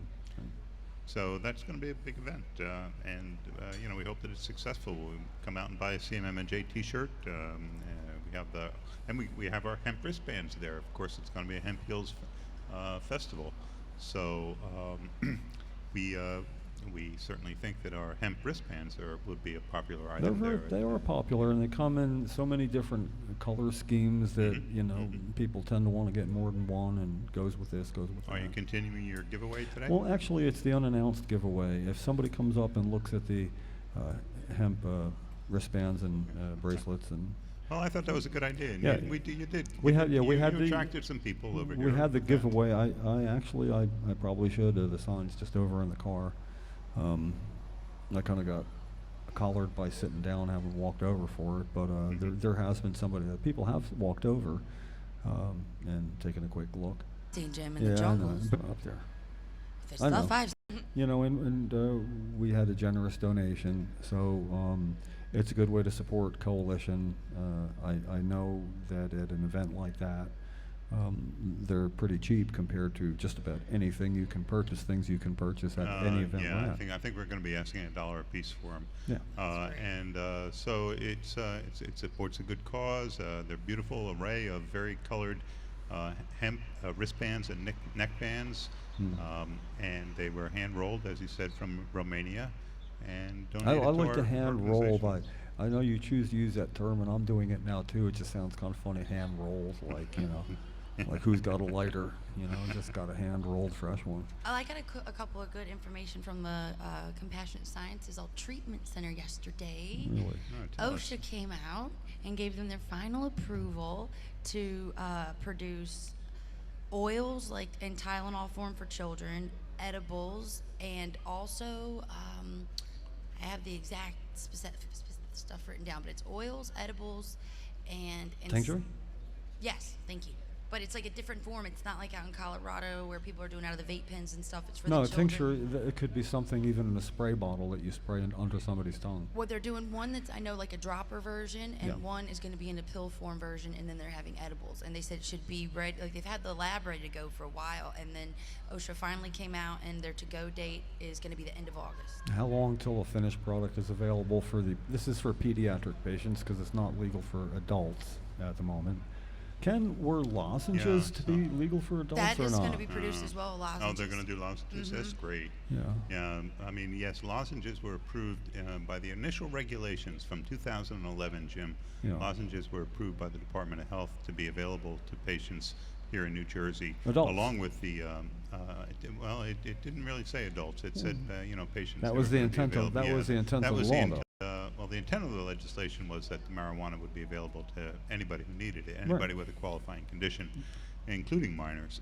But now Anyway, so they never were available. Here we are, 16, almost 17. Yeah, 2000, it's almost 17, and still not available. So, but it's good to hear that there finally will be a And the lab's been ready to date. go, I know, I think for about over a year now. So this is Compassionate Sciences in Belmar, New Jersey, Correct. right, Jesse? That's great. And you were there? I was there getting my medicine, and when they told me, I literally bust out in tears, and they got me a napkin because I'm so involved. And it's very close to home to me now because my family doctor's son is 12 years old, a year and a half into his diagnosis of cancer. He's 90 pounds. Oh my. And he can't eat. He can't, whatever the scientific name for his cell count is very, very low. And without the appetite being high, he of course can't take any of these rogue treatments that they're giving the children that somewhat work. But I went into the depths of my hippies and my helpers, and I brought my doctor some capsules of some CBD oils and some tincture, and he was looking at me, the man that's the top gastric bypass surgeon and gastrosurgeon in the U.S. Well, how do I administrate this, Jesse? And I said I would say about 2 milliliters every 2-3 times a day. Try everything at night first, because the worst case scenario, he's going to sleep a little more. He might wake up with an appetite. I felt so excited that here's a man that's been in medicine all his life, and he's in mainstream medicine, and his son is affected, 12 years old, 90 pounds. Wow. I don't know the specific type of cancer, I forget, but and nothing's working, and now he can't even have the treatments because of his weight level. So he couldn't get it from the state if he tried to legally and paid them all their money for their card. But when I walked in there yesterday and I found that OSHA finally gave them the permit to start producing, I just crumbled in great tears, because it hit close to home. And then, Tuffy's fight and all the other children that we don't know, and we just lost a young lady that if she could have been possibly getting her seizure medication on a regular basis, we wouldn't have. It's just a shame. Yeah. Isn't that ironic that it's the patients who are giving the doctors advice about marijuana therapy? As a matter of fact, just yesterday I was seen by my orthopedic surgeon for my continuing back condition, and I gave him a copy of O'Shaughnessy's, the current issue of O'Shaughnessy's, the Journal of Cannabis and Clinical Practice that's put out by physicians in California. Was he receptive? Great deal of information. He definitely said that he would take a look at it, yes. So anyway, and I gave a copy to my family physician. We're continuing the trend of patients teaching physicians, about this new form of therapy. He went a step farther and blessed me and said that he wants to sign up as a physician to be a that's terrific, prescribing Jesse. physician. And now I have 3 days out of the week, once the state approves his application, to see patients myself, and now I'm someone who had to struggle through the process, and it's going to be a place where people can come and be informed and not feel lost through these steps. And now they'll also have a story behind it being his son. Yeah, and if he does sign up for it, then you will have the added benefit of not having to pay a doctor cash visits every 90 days. Every 90 days to keep More money. your card current. And I'm not going to make my patients do that either. If they refer me someone and this person follows through all the way to their card, then they're not going to have to pay a referral fee. There should be perks for people that try to help others, I feel. And my doctor's so on board to where all the other doctors that I've met, they've been all about the cash flow. Yeah, it is. The program is so expensive to take part in that so many people just find it unaffordable. Between the $500 an ounce for the marijuana and the doctor's visits, $200 to the state every 2 years, and the ID card itself, it's just it's a program for people who have a great deal of spendable cash. Disposable or that they're cash forced income. to do things they don't want to do just to afford their medication, or they're Right. doing without to afford their medication. Right. And that's what the problem is, because the patients are still having to put their lives at risk because the laws have yet caught up with medicine. And I just find it ironic how Big Pharma has all these ads coming out with a new and improved Oxycontin 80. Right. I remembered in 1998 to about 2004, wasn't that the big epidemic that started this pill epidemic? Yeah, and there was a big article in the Trenton Times Health section on Sunday that talked about a new drug in development that does not carry the addiction potential of oxycodone. They tried that, didn't they already? We already have a drug that's here that doesn't have the addiction potential Amen. of oxycodone. You know, it's called medical marijuana.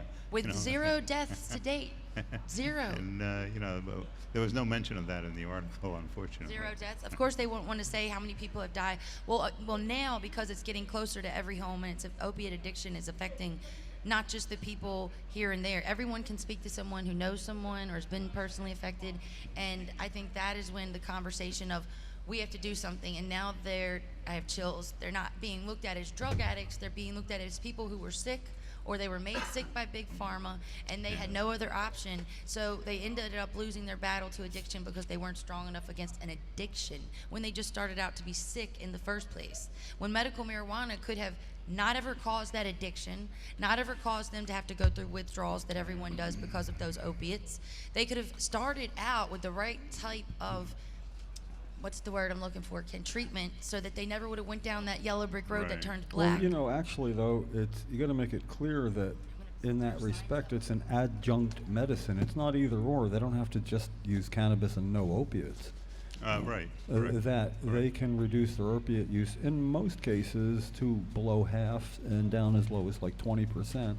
Unless they feel the need to continue to break free altogether, which we have people that we know that have worked hard and have made it out the other end like that. But marijuana works synergistically with the opiates. In the beginning, what we have is the potential that now with the closer monitoring of prescribing of opioids, doctors are reluctant to increase dosage levels because they're afraid they're going to, get popped by the feds. Or they're going to get investigated, and they don't want that. Who does?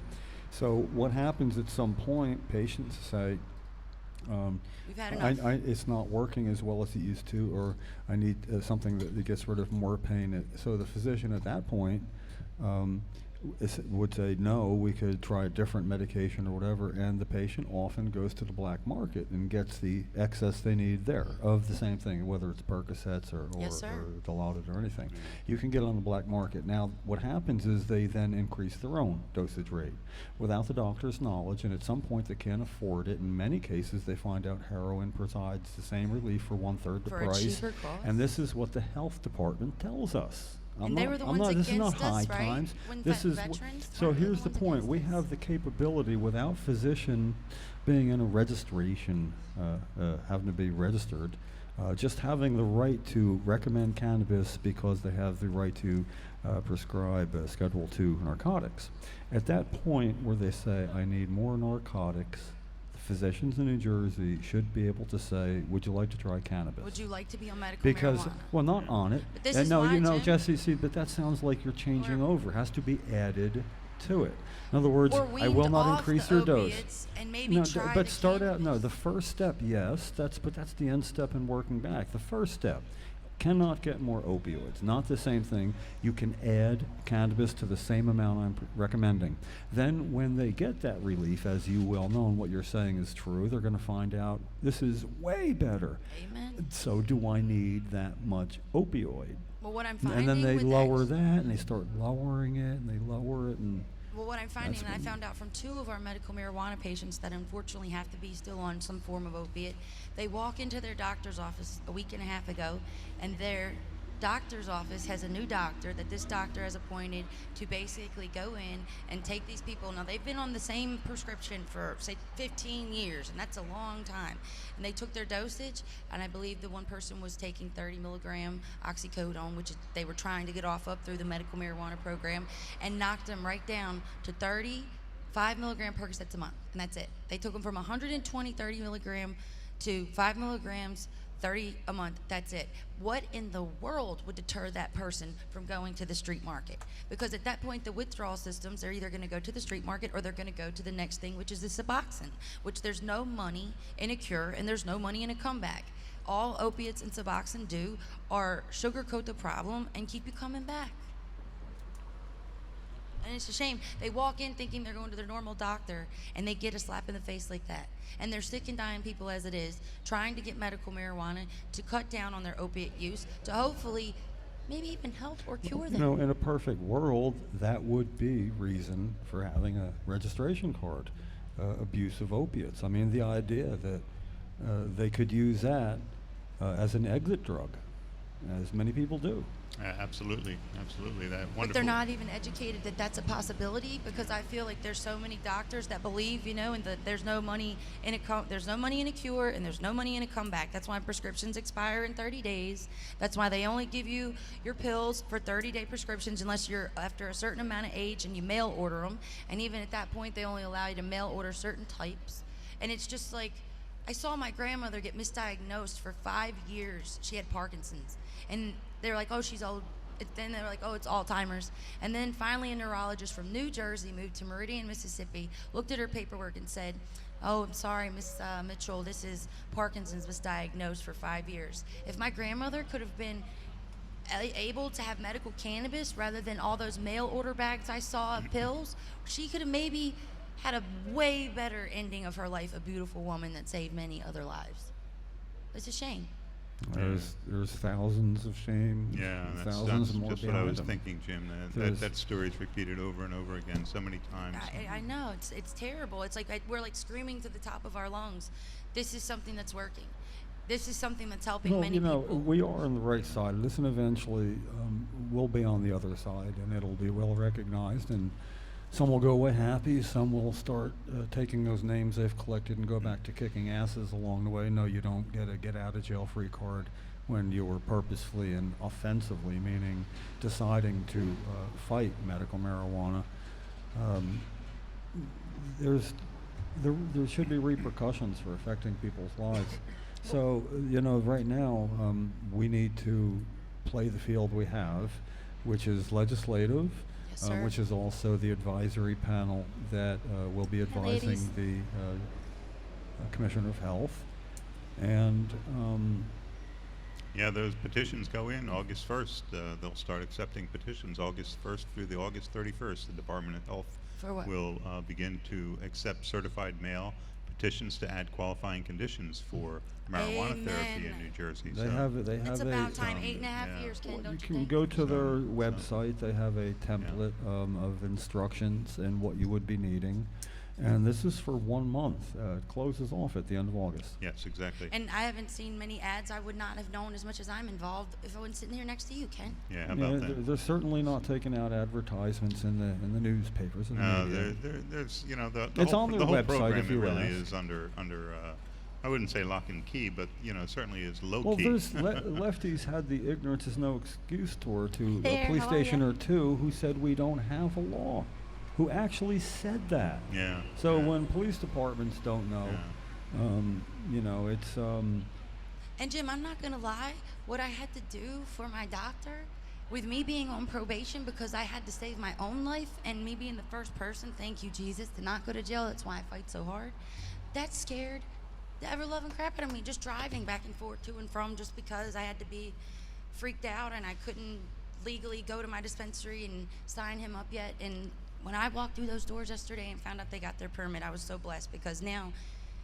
I can only hope when I talk to him that it's been working what I gave him, and now he can become a patient himself, and he can go to the dispensary, and it can all be legal, and I maybe can be his caregiver. Well, that's great. That so it looks like oral preparations are going to be available from at least one of the alternative treatment centers in August. I'm gonna go get my paperwork they gave me out of my car, because they wrote it all exactly down. I could be right. forgetting some stuff. Okay, and let me just expand on that hemp bill that passed. Excuse me. Governor Wolf signed Act 92 in Pennsylvania that allows for properly registered individuals to grow, cultivate, and/or market industrial hemp within the confines of the Agricultural Act of 2014. Wow. Agencies, colleges, and universities are now able to grow industrial hemp for research purposes. The bill creates the Hemp Research Board, now responsible for developing regulations, applications for registration, inspections, a database of registered persons, registration fees, guidelines for labeling and testing of hemp. William Penn himself was an advocate of hemp growth, and in 1683, one of the first laws passed by the General Assembly in Pennsylvania was a law to encourage every farmer to grow hemp, said Governor Wolf. Wow. The U.S. industrial hemp industry has been estimated at over $500 million in annual retail sales and is still growing. Supporting this industry in Pennsylvania is a smart investment in the Commonwealth's economy.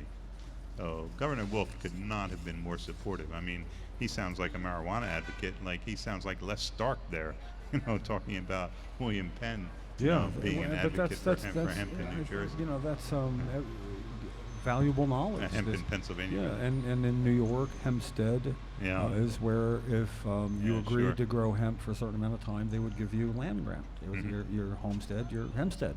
Right. So there's, they were smarter then than they are now. Right. And I didn't candidate Wolf mention this. I seem to remember when he was running, something he said he would sign, and it had to do with either hemp or cannabis. Well, or I know something. he was very supportive of medical marijuana, as a candidate, and we were really looking forward to him winning the election, and of course he did win the election. And maybe that's what I'm and thinking. we were very happy with that. I think he may have also been supportive of hemp. So Compassionate Sciences, Jessie just hands me this, and she says there will be 2 topicals and lozenges, a cough drop they're going to be coming out with, a medical marijuana cough drop. Estimation would be the end of August it would be available. Also cocoa butter and a concentrate in a 300 milliliter syringe.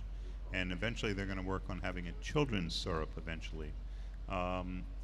So the syringe is not a syringe with a needle. It's a syringe that has like the flat end that you can get a definite amount out. You can You can have a blunt cap to a syringe as well as a needle to a syringe. Syringe is just a It just has that needle sound, so I want to clarify that for people. No, you don't shoot it up. Yeah, no, you don't shoot it up. Yeah. Now, is that a topical or an oral medication? When you said topicals, like for rubbing on sore joints? Oh yeah, absolutely. You can do that as well. Marijuana has a great many topical applications. It's a or do you think any are antibiotic? It can cure. I believe that it can cure infections that are resistant to methicillin or Merlin-resistant Staph aureus. I love when you talk like that. So, it really has amazing properties, well, that's all. Now they get to get looked into, at least on the state levels, and hopefully more organized on a federal level. But the growing of hemp for research purposes, I'm a little confused as to what that means, because could the research be that I think I can grow enough to compete economically, and then the research would be in growing enough to see if there's a business model possible. That makes me nervous for research purposes. I think we'll have to see how it works out. But the good news is that hemp is going to be grown in Pennsylvania again legally. And then why not here? And because Chris Christie, our governor, hates it. Why not here? To think how ridiculous it is. Hi, sir. How are you today? Come on up. Hemp is no. To think that hemp is outlawed because it looks like marijuana. There's no psychoactivity involved with hemp. Right. It's impossible. And yet it's considered a Schedule I drug because it looks like marijuana. That's like outlawing. But it brought us out of depression. Sugar because it looks like cocaine. Henry Ford made a complete car out of industrial hemp, and there's pictures that show Henry Ford. Take one. Yeah, help yourself. Taking a sledgehammer and trying to beat the car, and the car would not even dent. So safety-wise, on the roads and accidents and you can everything. Take them right off on the table. Right here, you can, sweetheart. Yeah, they're a display. You could have one of them too if you want. How are you today? What's your name? Hi, Sandy. Okay, so that's all. Yeah. You were talking about marijuana being used as an alternative for Suboxone. Amen. Yes, ma'am. 100%. That's been tested and used, and we have friends right now that can look at you that used to be hardcore heroin addicts that have been on the Suboxone train, that have now taken themselves and dosed down off of it completely, all due to medical cannabis. 100%. Yeah. I know 4 I can name right now. I was on opiates for 10 years for my back. 90 milligrams of Roxy every 3 hours. I'm off it now. It's an exit drug. Yeah. There's no money and there's no cure if there's no comeback. So that's why those prescriptions expire. That's why you have to make another appointment every time you leave that last appointment. That's why the pharmacies say you have to come back. But with medical cannabis, it actually helps and cures, not those drugs. Do you have experience? literature on using that for Suboxone? I'm sure we can have a bunch of literature. What is this? But you say specifically for Suboxone. I'm just curious. Just anecdotal stuff that I can tell you that it was easier for me to get off oxycodone than it was Suboxone. Suboxone stayed in my system a lot longer. That's what the doctors want me to be on because they want to be the drug dealers. Amen, big pharma. And it was easier for me to get off roxicodone than Suboxone. You know, using the- cannabis. the- using cannabis. The results are easy to assess. The American Medical Association has done a long study that showed that the first 13 states that legalized cannabis for medical purposes, where people could get it for pain, had a 25% reduction in overdose death rates of opiates over or under the counter. That's the end result of what they're talking about. Is not only do people get off it, they lower the amounts. They don't go looking for when a doctor cannot raise their prescription level, they add illegals to it. But this hardcore data from the American Medical Association really shouldn't be ignored when people are having problems with analgesics of any kind, And opiate or otherwise. People that have addiction problems, they're going to find a way around it. And they say that, okay, well, you've had a pill problem, then you went to heroin. Well, we're going to put you on Suboxone that keeps you at home. And mom quiet because she knows you're at sleep. Well, what mom doesn't know is that person could take their Suboxone like mom knows, crack it with a Xanax they got off the street, and that's better than a heroin high. Oh, don't be giving people ideas. I'm just saying, but people Don't try that at home. Let's not do I'm that. saying that is what's happened to a few of my friends, and that's instant overdose. So for some people, if you're allergic to it, it's instant. Okay, we're Not getting Medicare just gave a report.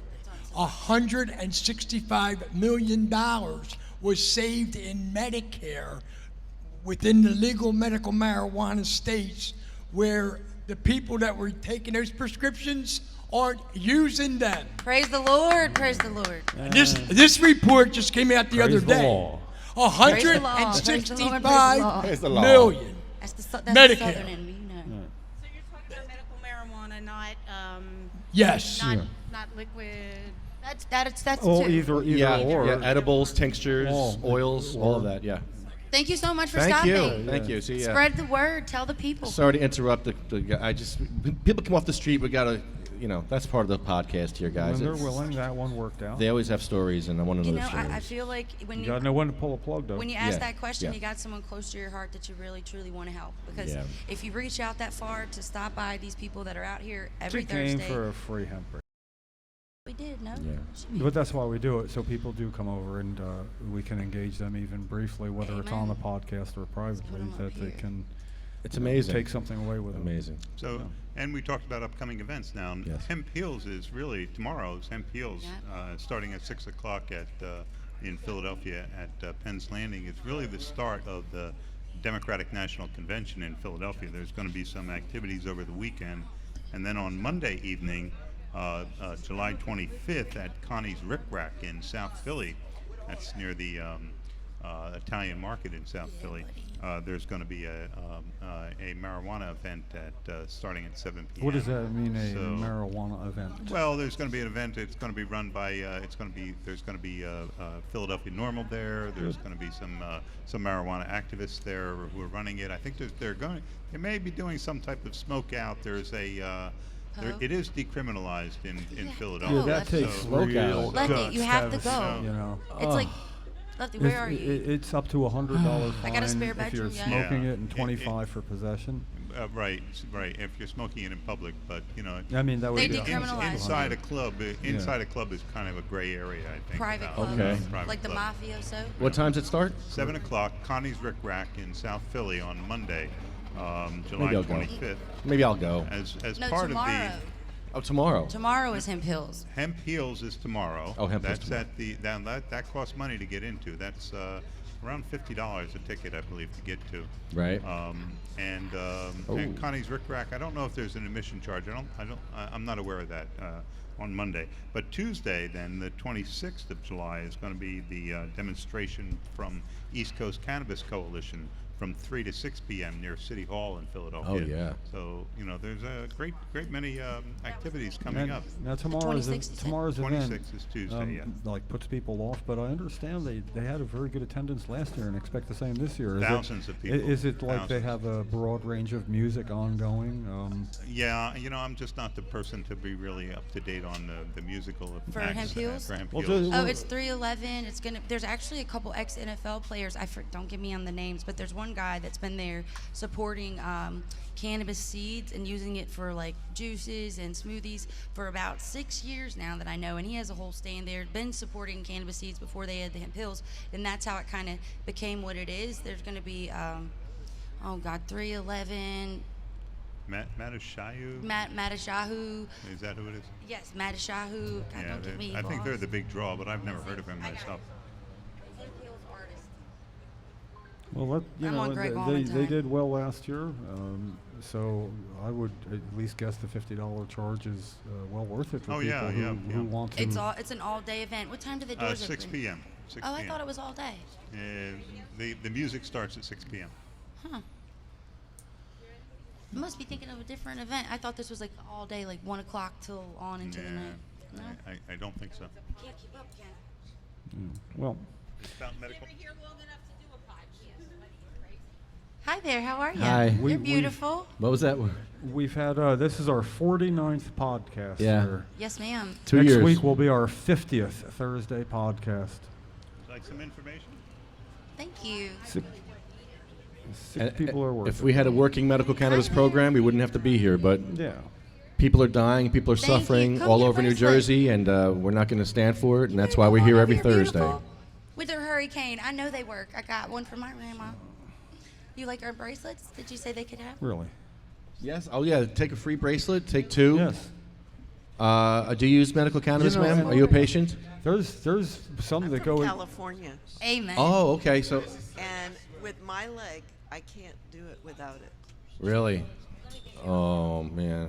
I'm sorry to So hear we that. have a medical marijuana Well, patient from California right here. I'm- Unfortunately, And you're But my you- future, so that's why I fight right now, because I'm eventually going to be that person in the wheelchair. So we have to do something and change these laws before people. Give her the mic. Yeah. Normally, I bring my wheelchair, but we didn't bring it this time. Well, if you'd like, I can give you some information on how to get a cool little electric scooter right on the airplane for free of charge. It only weighs 50 pounds. No, would you like to I say brought that mine our on the podcast? airplane before. Oh, yeah. Oh, awesome. So see, you are my future, and that's what people don't understand is they judge books by their cover, and they don't realize we're fighting for every shape, size, color, age, ailment, and we don't want to be a victim of Big Pharma anymore. We don't want to be every 30 days checking into your pharmacy, getting those pills, not wearing a watch, knowing when 4 hours hit. No, you can't use cannabis here, right? In Jersey? No, you're not allowed. No, not legally, no. No. My neighbor. You have to suffer here in Jersey. You're better. All of a sudden, you're healthy again in Jersey, right? You No. cross that border, and no, you're not No. healthy. No, doesn't work like that, right? No. Why is the law like that though? Doesn't make sense. The laws, these borders, I don't get it. It doesn't make sense. No, it's crazy. If big government would just listen to the people, they would understand that this whole thing is just a propaganda thing so that the government will support the drug companies that are just raping Yeah. us. Yeah. And medical marijuana was made by, marijuana was made by God. Yes. It's a Amen. natural fiber, it's a natural plant. It does Yes. not give you side effects like those stupid pills. Thank you. And there's just no other solution when you're in pain. And the people that are really in pain should be able to get what they need. Yeah. And if And go on vacation. yes, You on vacation here in Jersey? Really? Were you? we're visiting our friends. Oh, okay. That's cool. And you just validated our motto, the Coalition for Medical Marijuana, because no one should suffer Oh. needlessly. And what you just said. I didn't see that. No, but Yeah. that you Yeah. encapsulated that even more eloquently than we did. I appreciate that. Oh, thank Yeah. you. Thank you. I can't say thank you enough. I'm sorry you're. For your energy, for your. Oh yeah, kids like them. Yeah. I'm sorry you're suffering though. Thank you. No, thank you for everything that you're. Yeah. We're fighting for legalization, complete legalization in California. It's on the ballot in November. Yeah, they're trying. We're watching. What We're part watching. of California? Long Beach. What's up with Yeah. San Diego still? They still are trying to not have dispensaries, and the governor told them they did, and they're still fighting it, taking it federal. Long Beach, it's illegal, but they don't. They go in and they raid the dispensaries. They take the money. They take the stuff, and they don't really have a right to, but they do it just because it's money, and it's. Well, when I was in San Diego last year, they were saying that because the townspeople didn't want that kind and those dispensaries in their town, and they'd been fighting it, they were taking it all the way to the federal courts, and that's the last I heard of it. So it sounds like Long Beach, San Diego, even though they have a state with better laws than we do, are still suffering like the people here. Yes. And so once this ballot measure goes through in November, we should be in the clear. Well, we're looking forward to that, and I hope it's by a wide margin at the ballot box. And You really are. It's like, it's amazing. well, it's going to be very good for California's economy too. I've understood that they expect to realize over $1 billion in state income from that, and that's a lot. I mean, And aren't you guys in bankruptcy? It was in California. Weren't they doing a little bad like 5 years ago, 4 years ago? I own a pawn shop. I'm not. I love you even more. You are my future. Business picked up. She's a rock star, ladies and gentlemen. This woman What's right your here. name? What's your name, ma'am? Marsha. Marsha. Thank you, Marsha. I'm Lefty Grimes. Jesse. Jesse, this is Jim and Ken, and SATIVAcross.com. You can see the podcast. You could watch this any Thursday from California. Yeah. You sure can. Yeah, SATIVAcross.com. Okay. Yeah, I wish I had a shirt Thank you to give so much, Marsha. Bye. I don't want you to leave. Well, I'm gonna come to Long Beach to your pawn shop. Not to pawn anything though. maybe we'll pick up some viewership from Long Beach. Yeah. We're in right off the 405 in Lawndale, and it's between the 405 and the Galleria Mall. So you're able to get your medicine, thank God, because of where your pawn shop is. What's the name of your pawn shop? South Bay Jewelry and Loan. South Bay Jewelry and Loan in Long Beach. Follow us on Instagram. There you go. All They're right. supporters. Thank you so much, Marsha. Yeah, you got about 10 new followers now. You have a great vacation. Thank you, Marsha. I'm joking. Keep up the good work. Keep up the good work. We appreciate that. Thank you. That's wonderful. Wow. That's why God Marsha, sent me Marsha, here Marsha. today. Sorry, Ken. Had to kill you there. Thank you. It absolutely seems like an unconstitutional thing to deny a person access to their medicine when they come here from California. They have a diagnosis that requires medical marijuana therapy. They have a treatment plan from a licensed physician in California. They come here to New Jersey and they can't use that medicine. You step over that border, and all of a sudden, boom! Nope, you suffer now. God said you're Absolutely cured. You have to wrong. suffer. It is so wrong. I can't leave without saying this. If the states would just realize that, just like liquor stores, if they would just let the people buy what they want, put a tax on it, the state would do better. We would not be in financial crisis, and people wouldn't be killing each other. What is wrong with it? You're going I to get no finally had a answers dare. from us. I had a dare cop tell me 2 weeks ago that he finally stopped teaching in his dare classes that marijuana was a terminal illegal substance, that bad, like a gateway drug. Gateway drug. Yeah. He quit. He said he used it, took it out of his campaign completely. Yeah. And that's after I was delivering them breakfast for the officer the previous night, telling me I was allowed to smoke in front of the business, that I was getting cussed out and told not to. And he says, my mother's a patient. She could smoke where she wants. Thank you. And the other thing is that AAA has put out a thing saying that they feel there is absolutely no effect on drivers that have been smoking. Really? God. This is AAA. AARP says this, basically the same thing. They would know because they get the calls for people who are having accidents, and if I'm going to be they should 70 know. years old Wednesday. I don't believe it. Yeah. It is the fountain of youth then, hey? Happy birthday. Smoke a fatty for me, or for you. I don't For all of smoke. us. I eat. Oh. you may made an makes me cough. assumption. How dare you? You have made an assumption. I'm the worst. Marsha is by far the best. Marsha. Marsha, you rock, man. You rock. I wish you could come every Thursday. Get away from that 405 traffic.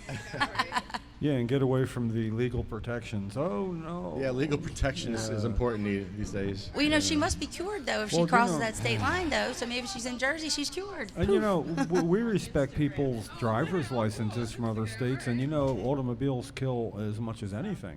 Yeah. So, you know, I mean, we respect their driver's license, but not their medication. Right, your marriage is legal here in New Jersey if you got married in California. Why not your medicine? Basically, every right you have. Every right a person has in another state. Full faith and we credit. respect here, except this one.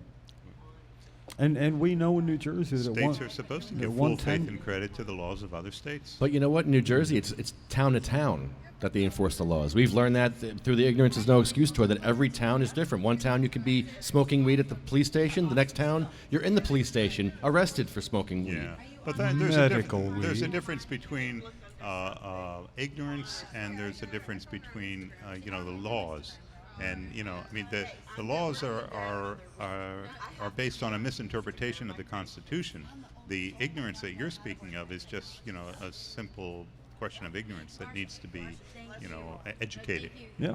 Hurt feelings. Well, but it's based in the fact that police of all people know that ignorance is no excuse for the law. So that when somebody doesn't understand their town laws I thought you could go 5 miles over. You know. Thank you for letting me speak my mind, and thank you. Good luck with this initiative. You've got to get it on. Yeah, we're working hard, but it's people like you that stop by that encourage us to keep on.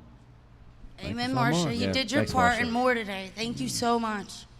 Yeah, it's gratifying. It's just, I wish we could do more for people who visit our, I'd call it great state because that's what other people call it. I never saw the list of criteria what makes a great state, but I think one of it should be that we respect other people's state laws when they're here, when it doesn't infringe on rights of others. No, we don't. Ed Fortune suffers just as you do. Ed Fortune has a California card, and Ed Fortune is constantly brought in.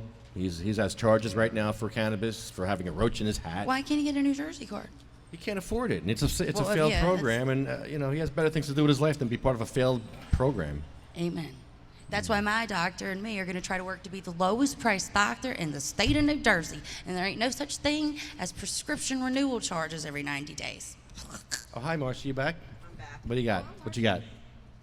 My 9th great grandparents came over on the Mayflower, and there wasn't any kind of rules like that then. No. And we didn't come over to start a new colony and to start a new country without being able to have our inalienable rights. Yes. We say something people aren't taught or even educated or know about. Would you like to have a seat, Marsha? Here. No, they're in the heat, in the sun. Have a seat. We got more chairs. Yeah, we want to hear more about California. Yeah, we're gonna set you up. What do you use in California to medicate? Let's put these on. Yeah. You use medical cannabis, but you use edibles. Do you get your edibles from a dispensary? Yes. Really? Yes. Okay. What do you prefer? They have several good companies. One is Kiva, that has chocolate bars. Okay. And another is Hornet, that has the gummy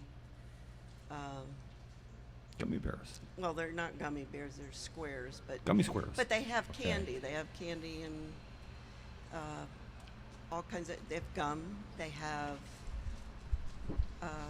cookies, peanut butter, like Nutter butter cookies. Now I'm starving. They have all kinds of special things, and my favorite is the chocolate covered. Everything. Coffee beans. Oh God. Chocolate covered coffee beans. They put chocolate on everything. They put chocolate on potato chips now. I love it. You see those?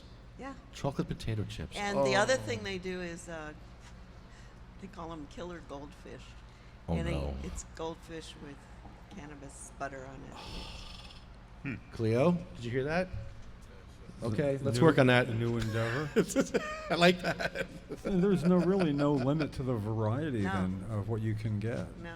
You know, when I was first time in California, they had smoker's jelly, instead of Smuckers. And, you know, when in Rome, do as Yeah, Romans we do, use so I tried the it. vapor pens and Do wax, you use wax. do you use Yeah. a vapor pen as well? But you don't smoke.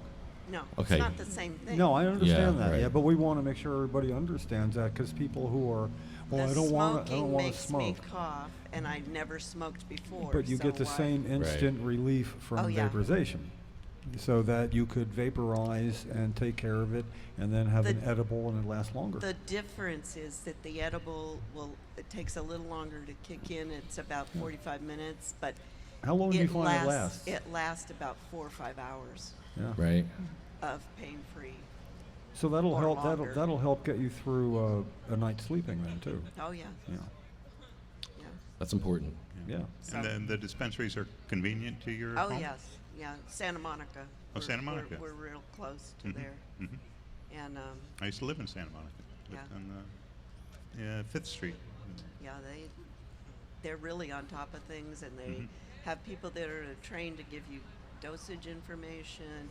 I tell you, they do THC and CBD. So if you don't want the crazy whatever feeling, if you think that, do the CBD, which is strictly a medical thing for pain. And what do? Do you do the crazy feeling, or you know? No, I do Middle? both. I do both. For nighttime, yeah. Probably nighttime you want the indica, and daytime you want the sativa, right? Oh, yeah. Pretty much. Yeah.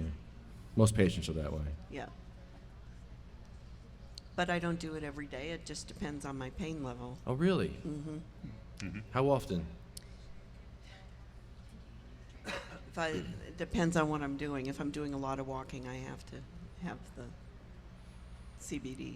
Do you notice it's been harder for you in New Jersey, or we won't tell anybody? You know. Okay. Well, then, you know, I like that patients are well versed in how to take care of themselves, no matter where they are. That's right. You Let's know just it's good for you. Leave it at that. They're good because I would hate to have it be any other way. You know? So.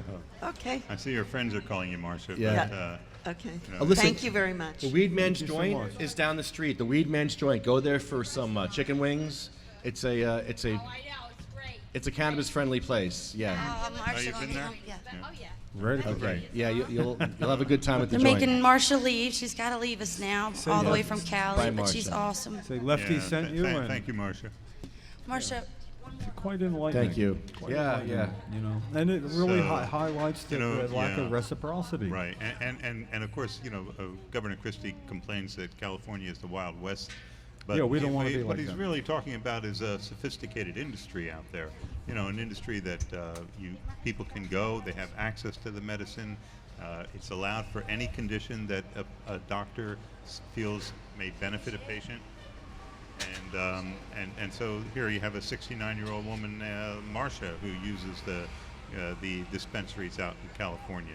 You know, this is not the Wild West. This is a sophisticated industry. This is a very well-developed industry that's been out there for 20 years, and it's good to hear firsthand accounts of how well it's working out there. Yeah. Did we have reciprocity on the table at one time, and it was vetoed? Or Oh yeah, I well, mean, we had wasn't that part of out-of-state ID cards was in the original bill that we would recognize anyone with an out-of-state ID card. Yeah. But that was taken out of the bill just before it passed. That passed in the first version. Senate passed version the Senate passed, version in 2009, but in 2010 it didn't make it through the Assembly, and the That's a Senate shame. agreed on the Assembly's version, Well, which they had was a more compromise. restrictive. It was a yeah. lame duck session. They had Right, a compromise or get right. nothing done. Right, or we would have nothing. Yeah. So we have what we have, and you know, it's a limited bill. But Chronic pain was taken out for any condition, and it's only allowed for cancer and AIDS. Out-of-state ID cards was taken out. We had home cultivation. You know, Yeah. we had patients could grow 6 plants. Herb Conaway took that out. Well, Good yeah. old Herb Conaway. He was the man who fronted it being taken out, but it didn't begin with him, I don't believe. Yeah, the word we got was that it was Governor Corzine said that Yep. you know, these were the changes that he was insisting on before he would sign it into law. And they kept that So- successfully somewhat quiet. Yeah, oh yeah, they did keep it very quiet. We Well, heard, we- we and heard then- only from our you know, inner sources at the State House that it was really Governor Corzine who was behind the changes. Yeah, well, for the reciprocity thing, we have living verification, anecdotal. It's not even anecdotal. It's actually happening that the sweet 69-year-old woman from California has the choice to come out of California from a medical marijuana state to another medical marijuana state. Right. But she doesn't have the right to use her medicine without breaking the law. Her choice is, welcome to New Jersey, either live in pain while you're here or break the law, being better. That's the choice that she has. Right. Yeah, it's so unfortunate. So a long list of so what we wrong. need to fix. A long So list of what wrong. needs to be fixed. Well, and Your choices are to be in pain or to be a lawbreaker. yeah, that's it. You know, I mean, I'm glad to know that patients come over here and risk breaking the law. Yeah. You know. So Philippe Dumais. Philippe Dumais. I just like saying that. Thank Hello, you. Philippe. Thanks for joining Hello, us. Mr. Walski, Mr. Miller. Lefty, what up? What's going on, Phil? Good, good, good. I just want to say this to keep some of my friends in a prayer. I have a friend right now who's dying with pancreatitis. He's actually still waiting on the VA to give him an ERCP procedure. And right now he's at the intensive care unit at the VA hospital in Hampton, VA, Virginia. So keep him in prayers. I did put a Facebook post up, but it was towards my my military brothers and sisters that knew me. But and I had another veteran friend who just took his own life in Hawaii about like 2 days ago. Oh, so I'm sorry to hear that. So it's like a double whammy going on right now. Wow. How'd you find out about that? Oh, we have a Facebook page towards like the years that me and my military brothers and I deployed from 2007 and 2009. How many people would be in that? A good amount, over a couple hundred. Yeah. Over a couple hundred, and that's how we stay in touch with each other. So he was in that group? Yeah, he was in that group. What was his name? I don't know. I can't have no recollection at the moment. I have so much going on in my mind right now. That's sad. Yeah. That's sad. I mean, like, even though it didn't happen in New Jersey, but it's just another veteran that just, took his life and stuff. And plus, we have another one on the deathbed. He's one of and those whatnot. 22 a day then. Yep. Yeah. The VA insists there's only 20 veterans a day who commit suicide. So they said they're. Well, that's different. We can all go home. Well, with this National PTSD Day that they made, with this PTSD Day that they made, hopefully, Yes. PTSD will be hopefully they'll be promptly getting ready to do a lot of stuff for PTSD with the veterans or not. Yes, you attended the aftermath of a committee meeting where that was okayed. Yes. For making June 27th PTSD Day, and at least there'll be, hopefully, special awareness that day. I know we'll take part in some way. Matter of fact, we'll probably celebrate that first PTSD Day or recognition, or Day of Recognition, or whatever it's called. So the list of bills that will be addressed by the Senate on August the 1st, the last session before they break for the summer, has still not been posted. Not posted So yet. it's not posted. I was on so- the edge of my seat for a so second it's there. I thought this still- was it. The no, moment of reckoning. no. But it's almost like next week. Yeah. Right. It's a week from Monday. A week from Monday. S2345, the bill to add PTSD as a qualifying condition, passed the Assembly, it passed the Senate Health Committee. It only needs to get a vote in the Senate, in the full Senate. And the August 1st would be the day to get it done. So you can ask your senator to make sure this bill gets posted for a vote. We asked Senator Sweeney's office today. Today? Lefty Yeah. called for a third time. What happened? And Sound like we're gonna have to suit up. it was it was pretty good. We got to say what we wanted, but at the end it was all duly noted and almost the sound of a door slamming, you could imagine. Ed Hahnemann is here. So CMMNJ board member. What's up, Ed? Want to have a seat? Sit down, Ed. Ed Hahnemann, a board member from CMMNJ. One of the original board members of CMMNJ, Ed Hahnemann. Welcome, Ed. Here, put your earphones on. Put the earphones on so you can hear yourself. So basically, that's not a disguise. I always thought you put that hat on in your shades because you wanted to disown us when you I don't walk like by. to hear myself. No one does. A lot. So what's today's topic? Could it be medical marijuana, petitions to the DOH? What is it? We've been talking about a lot of things. We had a woman from California stop by named Marcia, a 69-year-old woman who uses edibles from Santa Monica. Oh. She came here on a vacation to visit relatives and friends, and she can't use her medicine while she's here. not Ed. allowed. Isn't that a constitutional crisis? I would think so. Shouldn't but you be doing something about that as a lawyer? Yeah, what are you doing? Hey, Get on the job. Never identify me as a lawyer. I'm a comedian. Come on. Same thing. You can't take this kind of grief. If you're going to insult me, I'm going to leave. Give no respect. No, but we go to you for legal So advice. how has everybody talked about the petitions? How are all the petitions going? Well, I reviewed mine today, the chronic pain. I think I may do it one solely on arthritis as well. I mean, I'll have an entire month. We should really flood the Department of Health with petitions. I'm encouraging people from across the country to submit petitions. Anybody Really? can. Anybody can. That's true. You know, but so I'd like to see fewer well done petitions with lots of documentation, especially for PTSD for veterans, so that when Christie rejects that he shows his true colors, and maybe Mr. Drumpf will call him to task for that. yeah. Well, we're still working. Even if the petition is successful, it's going to be 10 months to a year before the additional conditions are allowed in New Jersey. So that's one of the reasons why we're pursuing the legislative angle. We were just talking about August 1st being the last day the Senate's going to vote on bills, and the list of bills has not been posted yet. So Lefty and Jim called Senator Sweeney's Lefty office. called, I listened. Lefty, You were there. Lefty called Senator Sweeney's office Pass today. the blame, but PTSD is one of them, right? Yeah. Okay, that's yeah, good. S2345. We just need to get it up for a vote in the Senate. It's up to our friend, and Senator Sweeney professes to be a supporter, which he has displayed in bringing everything else up for a vote so far. This one, there's a clock ticking. 20 a day, 22 a day. There's a clock ticking. In New Jersey, it's 4 a week, 4.5, and 5 a week. And, that clock is ticking, and we've made him aware of it through multiple phone calls. Philippe and I going down to the Senate office and talking with the general counsel. So it's not like he can have any plausible deniability that he doesn't know the importance, and that we need to know why if it's not brought up. It's not good enough to just not bring it up, because when a veteran comes to the Coalition for Medical Marijuana and wants to know why, he deserves an answer. He or she deserves an answer, and we need the answer because we're the people they're asking, not them. Right. You know, and Well, I made Philippe ask me on the air last week to prove it, and he did. He asked, and I didn't know the answer. So we try to find out, and more than one call to the office wouldn't be a bad thing. But I have to remember to do that while I'm Well, how about petitioning about other how things about the too. senates of the how about the leaders of the health committee? You know, I mean, was it Lesniak and who was the chairman of the Senate Health Committee?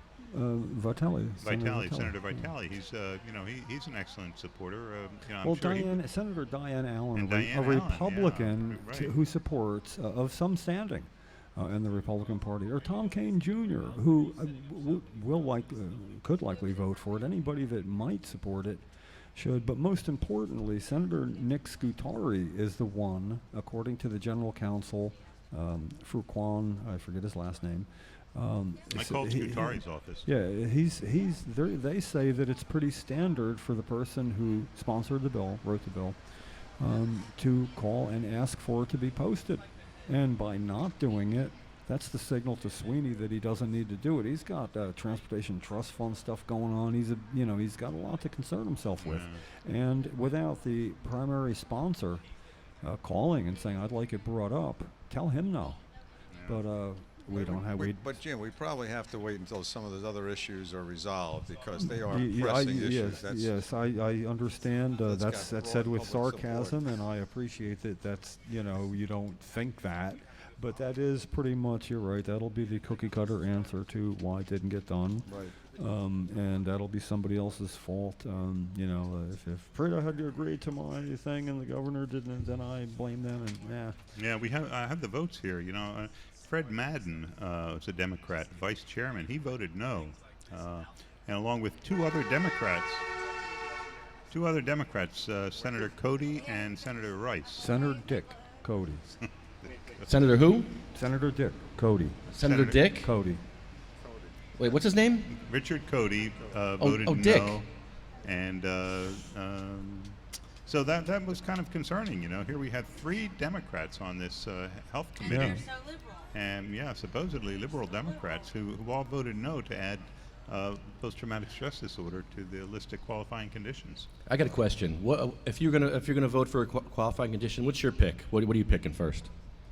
I'd like to go with PTSD. Okay, I well, mean, we're getting I that. So have to besides say, that. It's close because chronic pain Oof. is a horrible thing It's a that tough is one. a constant effect, and I worked with Ken a little bit in the beginning, and it's something that, you know, marijuana alleviates, and why, I mean, I can't imagine living with chronic pain. I just can't imagine. I mean, I have a bad headache, I'm laid low. So these people that suffer every single day, like Jim always points out, it's like every day they delay another day of pain and suffering that they don't care about.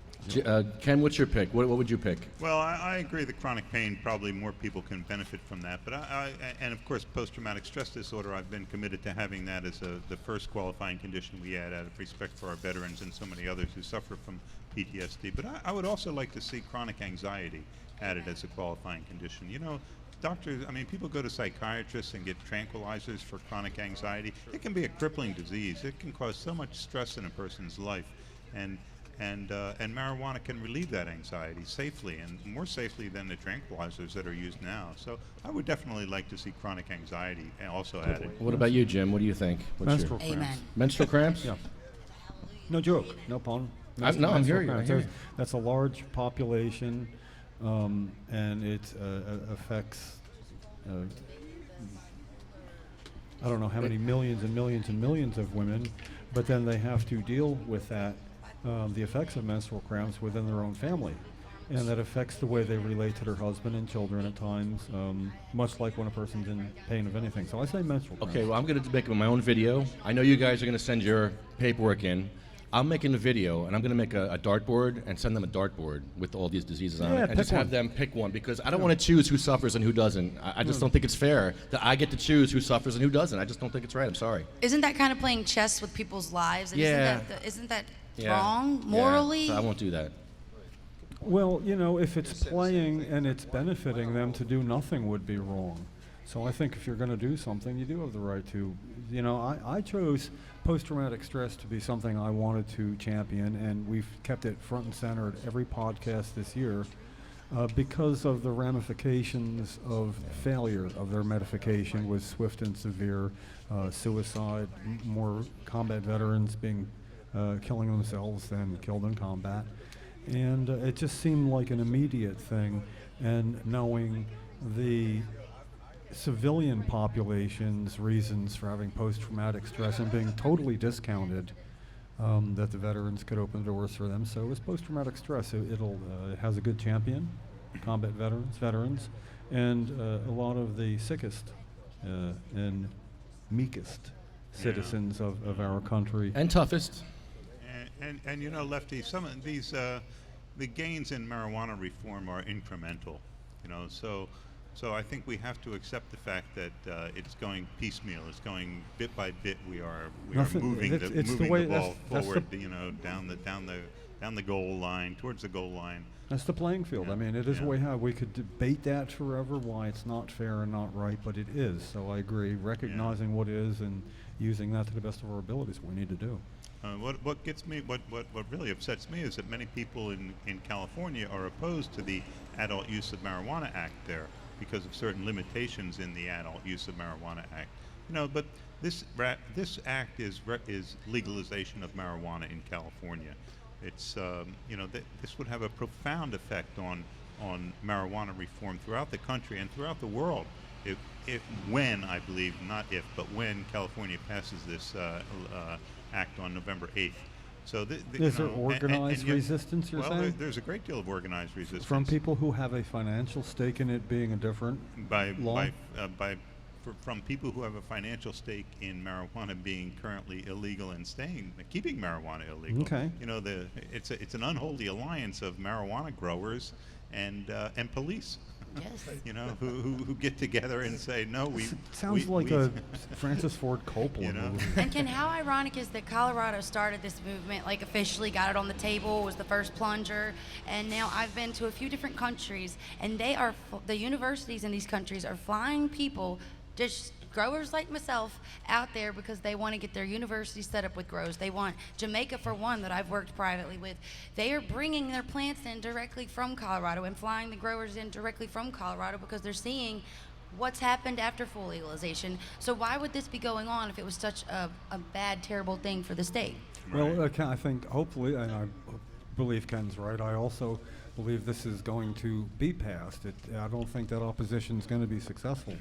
It's going to be close. I That would think, make the you know, entire West Coast legal. The entire West Coast would be legal. And then from Canada, when Canada legalizes it in 2017, you know, and in Mexico is going to legalize Is already backing off as you know, well. and so, you know. Guess what they're growing, Ken, now? I just watched last night. They went from weed to poppy plants. Ironic, isn't it, with the heroin epidemic we have on our hands in this country? Who did, Jesse? And the Mexican cartels. I was watching a whole documentary yeah. last night. They said the marijuana brings us no money. He says it's better for us to grow the poppy like the Afghanistan. Like Afghanistan. We'll be surrounded Yeah. by legality then. Yeah. Canada, So once it Mexico, starts whole West legalizing, Coast. there's no reason for them to grow it. Yeah, also, is it not Massachusetts? What do they have on the bill? They have something in Maine as well. Yeah, there, a couple of other states also have legalization Of some initiatives form. It of seems some like form. there's five or Yeah. 6, Mhm. and others that haven't been qualified yet, but should be, where signatures haven't been verified. But that doesn't mean they're not going to be there as well. Yeah, this is very interesting. I remember, as you I'm sure do, the 1996 elections when California voted to legalize it medically. And here we are now 20 years later. It must be that time. Either that's in my head, my bones, because I can't get it out, or it's time to thank Garen Angel as best we can by promoting what his magical butter machines do that we've been so fortunate to give away to people who really put them together. Recipes better. Magical butter makes your recipes better. Are you gonna sing with me, Jesse? Until I get one of these things, I'm gonna be angry. Rawr. Jesse, give Ed a hug. 1, 2. Oh, it's sweet. Well, he just said something very, very amazing to me. He said, thank you, drug dealers, for giving medical marijuana patients a discount and having more heart. I said, you said that? They do. You need to say that again. That's the best thing I've heard all day. Shout out to my drug dealer. Magical butter Makes your where's my recipes better. machine? Magical butter makes your Hey. recipes better. Be dialing gotta brownies, do it cookies, then. smoothies, sauces, soups, veggies, candies, salad dressings for your tossed salad. Tossed salad, seafood, marinades, meats, beverages, lotions, and salves. Much, much more. Magical butter makes your recipes better. Call 1-800-420-4334, 1-800-420-4334. Get your magical butter machine from magicalbutter.com. Magical butter makes your recipes better. Much better. Yeah, you put your cannabis in, you take your butter out. You take your cannabis and you smoke it all around. Botanical oil in as little as 1 hour, botanical butter in as little as 2 hours. It's amazing. Set it and forget it. Magical butter. It's self-cleaning, too. Oh, go get them. Go get them. Magical butter makes your recipes better, so get your machine from Garen Angel because he's the coolest dude in the world. The pitcher is constructed of solid stainless steel.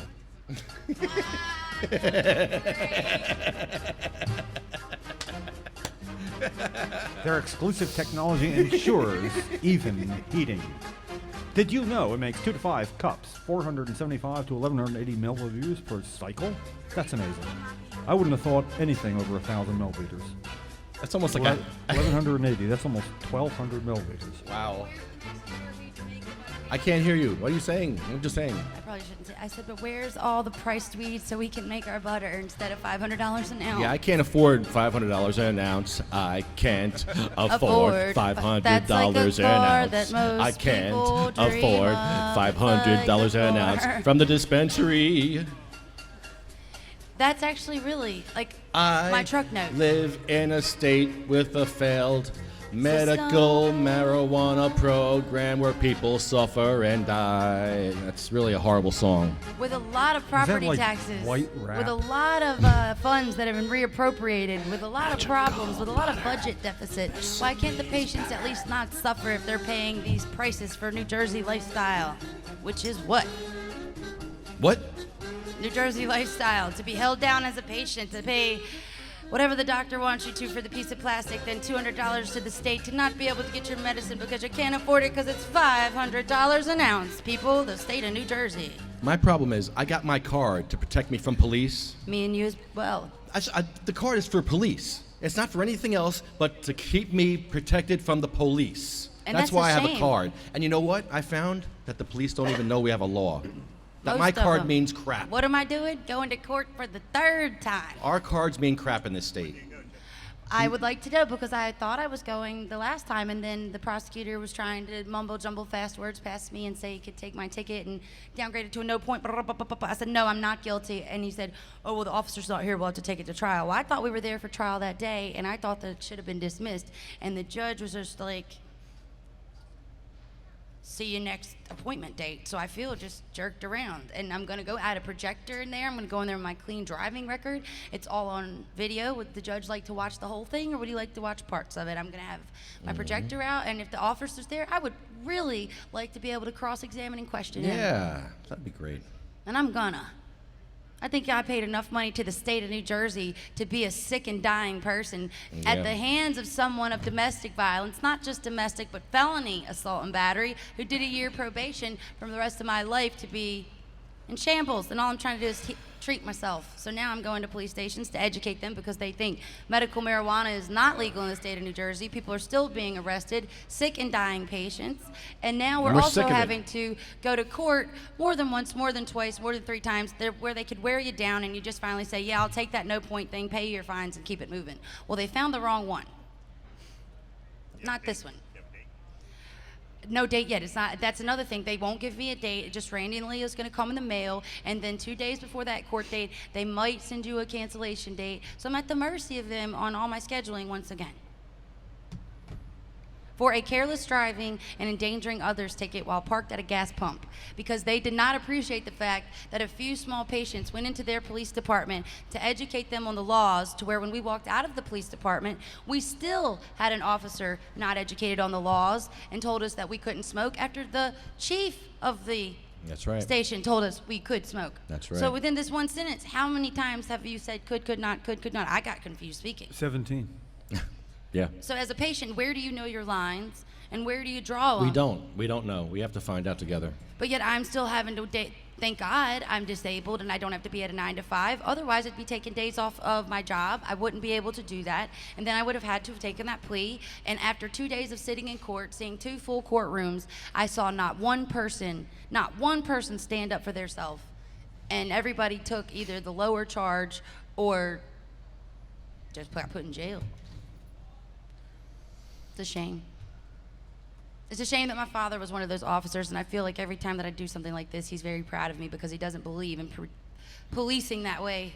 He was actually the guy that would take the knives and the guns off the kids and take them back to their mother rather than taking them to jail when they were 8 years old trying to be safe. Patients have to ride around now scared to death delivering medication to their own family doctor in case they get pulled over so their son that's 90 pounds can maybe have a chance to live. That's not a way of life or something I want to pay for. CMMNJ.org, SATIVAcross.com, NewJerseyWeedman.com, JacksonStorms.com, DavidVersusAutism.org, Legalize for Lorelei, Toughies Fight, Prayers for Pete, Prayers for Sarah, Jenny's Purple Ribbon Journey, Jenna's Journey, Medical freedom. Medical-freedom.com. Medical-freedom. Is it medical DASH freedom? So it's medical DA, no, it's medical dash with the hyphen? It's a hyphen, William? Are we sure about that? Can we check that? It's not the underscore, No, it's the hyphen. The one in the little one in the middle? Yep, that's the one. So you do medical. I can't hear you. You're talking to the air. Dash. It's a Medical dash. dash freedom. Medical dash freedom. Like you use for your telephone. Yeah, there you go. Well, you used a rotary telephone, so I don't know what. Even they had dashes. Rotary telephones had dashes? No, you don't dash. It's when you write down the number. 908 dash 278 dash, not underscore. You've been underscoring phone numbers, have you? Oh, Has he God, been you're doing so old school. I thought I was old school till I met you. You know, I that? thought I was That old. That sounds like a country song.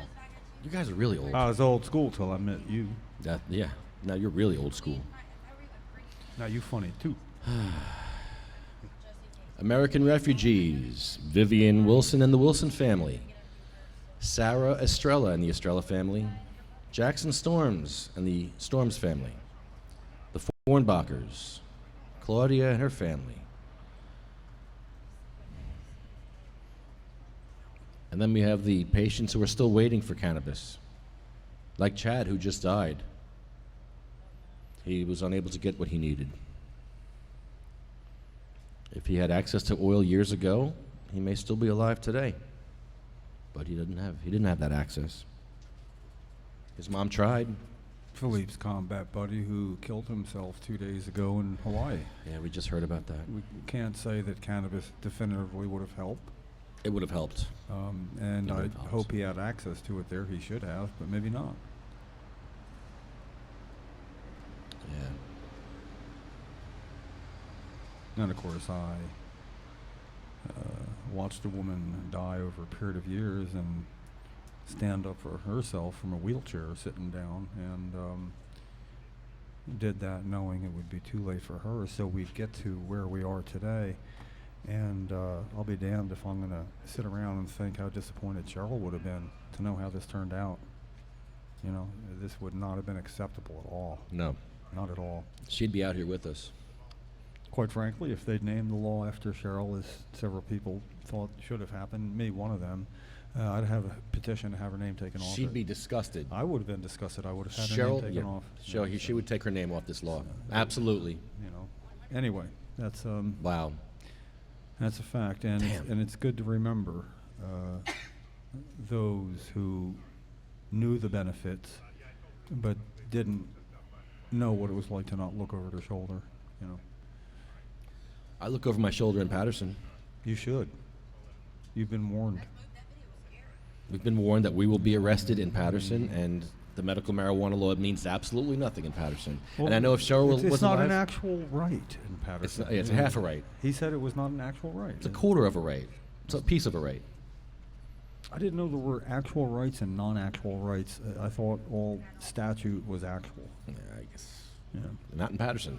No, you're going to find out that you planted the seeds there, and if you come back and there's been no improvement, then we go on to the next step. What's that? We'll find out then.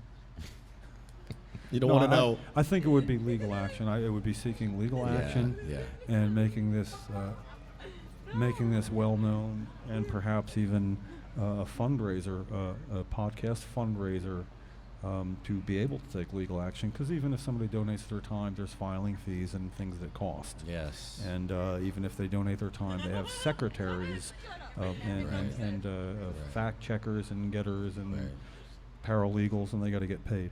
So I think we could start getting serious by having an on-air fundraiser each week. People can donate stuff that we trust, and we can auction it off, raffle it off. We can do whatever we want until we find out we can't. Yeah. Do you have a license? You don't need a stinking license for that, do we? Better to ask for forgiveness. So there's other patients that didn't make it, like Joan Ford. Her book is coming out very soon. Her story of struggle with epilepsy in the 50s, in the 40s too. Amazing. Amazing. She had the whole world against her, this woman, Joan. Just like Cheryl did. Seemingly. At times, seemingly. Yeah. Yeah. And the world against you, but the world on your shoulders at some point, too. Well, at least she had the world that John Belushi had in Animal House when he said, "Are we gonna let's get him?" And he goes running out, and everybody's just sitting there. Except for you. Well, yeah, I felt like him. Only in that John was- Belushi yeah, that was you. would have had a wheelchair in front of him. Let's go get him, right, honey? And she'd nod her head because that's all she could do. Oh, you know? man. Yeah, but that's how it felt. But now it's different. Now there's support coming from all areas in faster increments now than then. So, the tide has turned. It's past the tipping point, but that doesn't mean we can't do everything we can to get it to come crashing down, meaning the roadblocks. And They're still fighting, these people. These prohibitionists are still kicking and screaming. The problem is nothing short of perfection will do when it comes to patients, and we will never get it perfect. This is a lifelong commitment of some sort. Yeah. Fire department is our friends as well. So there's also Marie from Pennsylvania, Gracie, Cindy May, Sabina Rose, Diane Repatello.